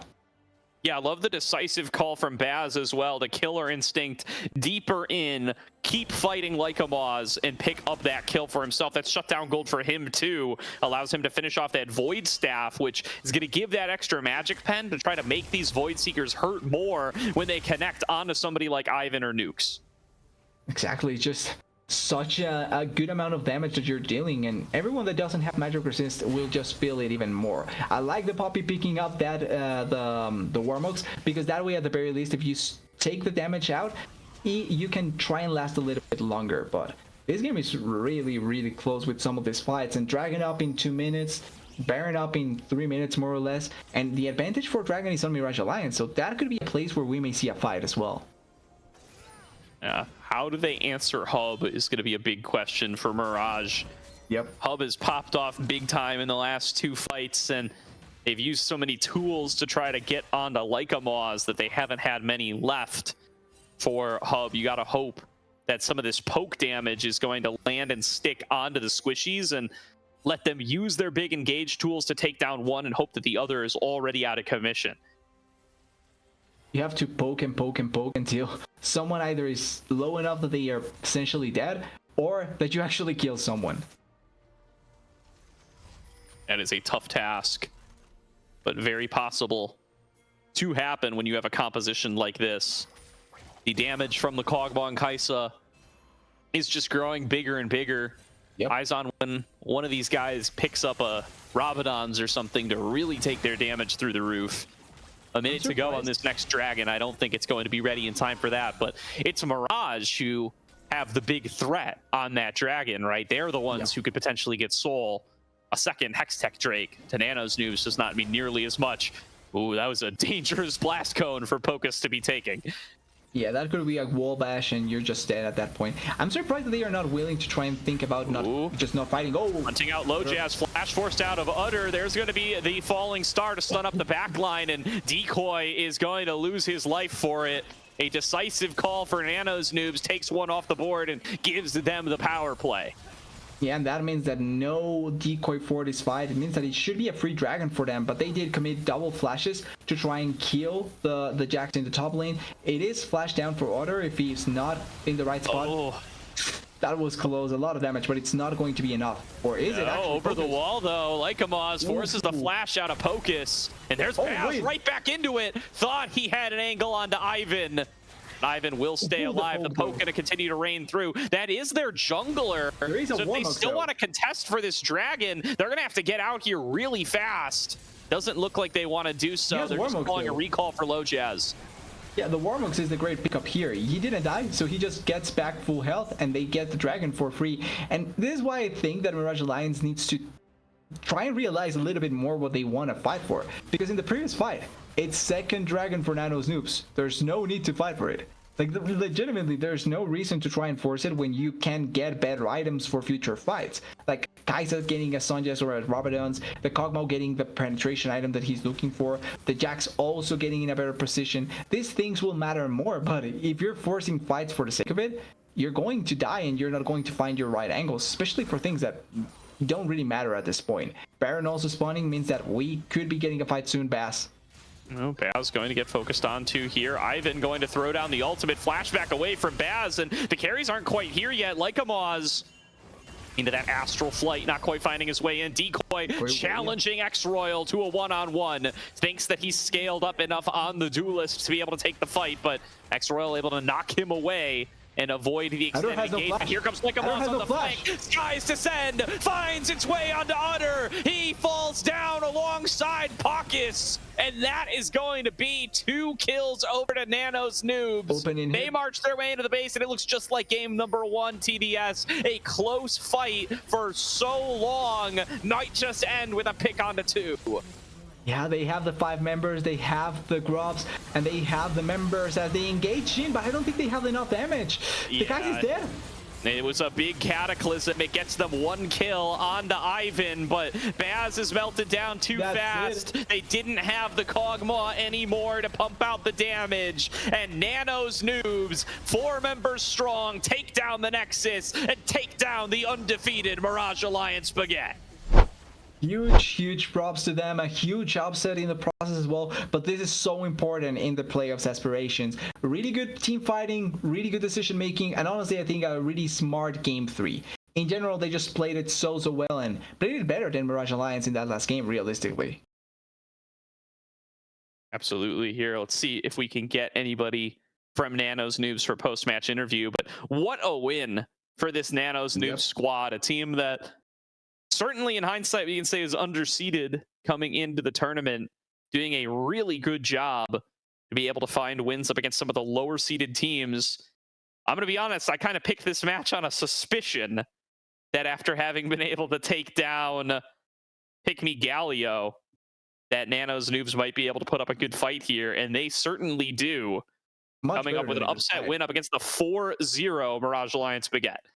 Yeah, and even though it doesn't exactly put them above them, even though they get their 4th win, they are still 2 losses behind, or 1 loss behind.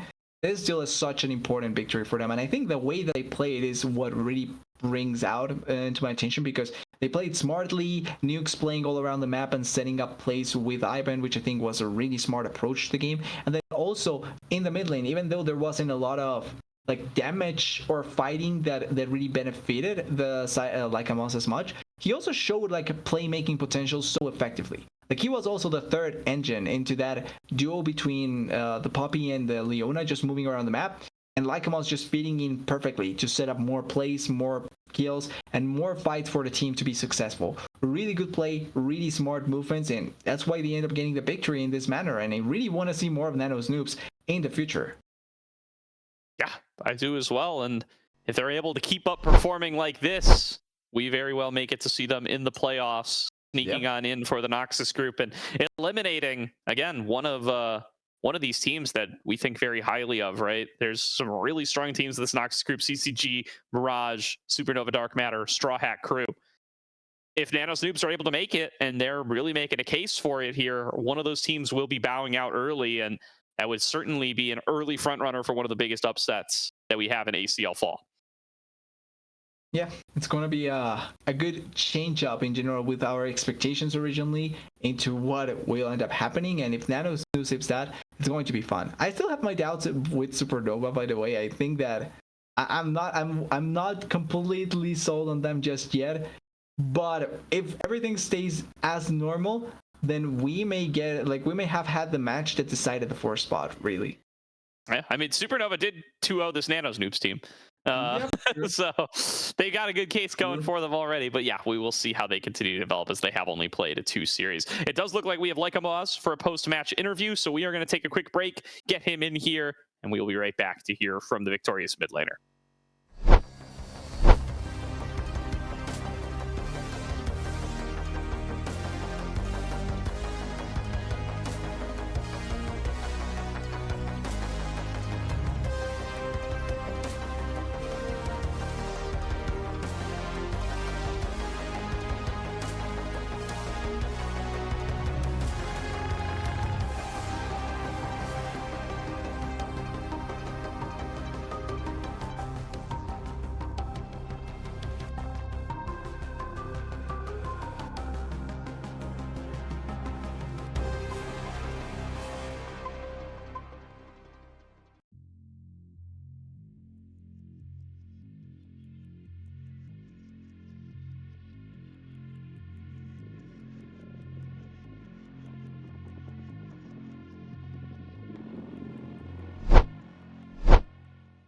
Welcome back, everybody, to tonight's broadcast of the Aegis Champions League, where we are joined by the victorious Lycamos off Nano's Noobs. A 2-1 upset over the undefeated Mirage Alliance Baguette. Congrats on the win, Lycamos. Thank you. Yeah, it's great to always be an underdog to take an upset victory. Good stuff. So is that something you guys were considering coming on in to start off the day? Like, where do you guys perceive Mirage in the Noxus group? Because this group especially has been a little up in the air. There's a lot of teams that haven't particularly played a huge amount of games. Supernova Dark Matter, Straw Hat Crew, both a little bit behind on their series compared to the week 6 that we're in. How did you guys feel coming into the day? I mean, I felt like we have a very good matchup into Mirage Alliance. I think that like just from like the champ pools that are available between both sides, like it's very obvious that Mirage Alliance ran out of champions in game 3, and in game 1 I think we just had better like draft plan and we executed a little bit better. Like at the end of the day, I just think that Mirage Alliance is probably one of our better matchups. And then when it comes to like all of the teams like near like top 4 and then us, I feel like a lot of games between all of these teams can like really just go either way depending on the day. Today was a good day. Yeah, I think I would agree with that. Not only as your team ends up winning, but also we got a lot of good games. And I'm kind of curious. That first game, double sub for both teams. You guys end up getting 30. Kind of curious how that happened and if it changed any dynamic on the team in general. I think like having Surdy is just kind of like it just kind of happened because you know, like things happen, both teams like needed like their subs right, and like it just is what it is. I think like with Surdy it kind of like changed like the way we needed to go like direction wise, and it kind of like affected like our drafts for like the future games as well. I don't really know how it would have shaped out like otherwise, like from a draft perspective, but like I think the result still would have been the same at the end of the day. Fair enough. Fair enough. So this moves you guys up to 4-2 now in the group. I guess reflections on the season so far. How do you feel like the team has been growing together as you guys have played some more matches? You're going to have, so if you're 4-2 now, then you have 2 more matches to go in your group stage. You guys feel like you're ramping up here? Do you think there's still a lot to figure out? It's still a lot in the air. Where do you stand on your prospects coming in for the final 2 weeks? I mean, honestly, I think like when it comes to the rest of our matches, I think that it's really, really likely that we will be able to like 2-0 or 2-1 like the rest of the teams. I think we only really need to do it like one more time in general, and like we're like secured for playoffs. As like a team, like I feel really, really good with this roster. Like it's actually like a really funny roster because it's like hardly anybody talks, but we all are like pretty like on the same page in our gameplay. It's actually hilarious that only like 1 or 2 people talk like at all on this team. I swear when we do like our scrims or our games or our matches, 2 of our players say like 10 words the entire day. It's like that funny. Who are the big talkers then? If only a couple of people are calling the shots. It's just like, you know, mid jungle support. We're the talkers. Our top and our bot lane, our side laners, they're chilling. It's great. I swear you can see that in your game. I would 100% believe you watching the game. And I'm also kind of curious, just quickly as well, with another thing. It's kind of like the idea of what your team's expectations are, because obviously the playoffs are great and all, but like, is it a thing where the longer the split goes, you're looking to reach even higher than just the playoffs? Because I feel like taking down Mirage Alliance already kind of puts you in a spot where you don't know what to expect from the team, right? And I'm kind of curious if that also, like, it's going to keep on being an aspiration for the team, especially if you take giant or stronger quote-unquote teams like CCG later on. I think going into it, like, we've already had the expectation that we're like top 4 team. Like expectation when it comes to like, I think we have some of like the best laners in the tournament from top to mid to bottom. It mostly just comes down to like making sure that we are actually like converting like in all of our games. I swear we get like early leads all the time. It just comes down to like converting the rest of it. So I think we have like a lot of the strongest like laners, and I think we are like contention for top 4, which is why it was like surprising that we were seated so low. But you know, we just got to win, and that's what we're gonna keep doing. Yeah, you can blame those casters later on, or those or the committee people later on. It's not all casters, all right. You can't put it all on us. Exactly, but it's not. No, it is. Well, thank you so much for joining us here, like Amaz. Last word goes to you. Anything you want to say to those who are still tuned in? Anything you want to shout out?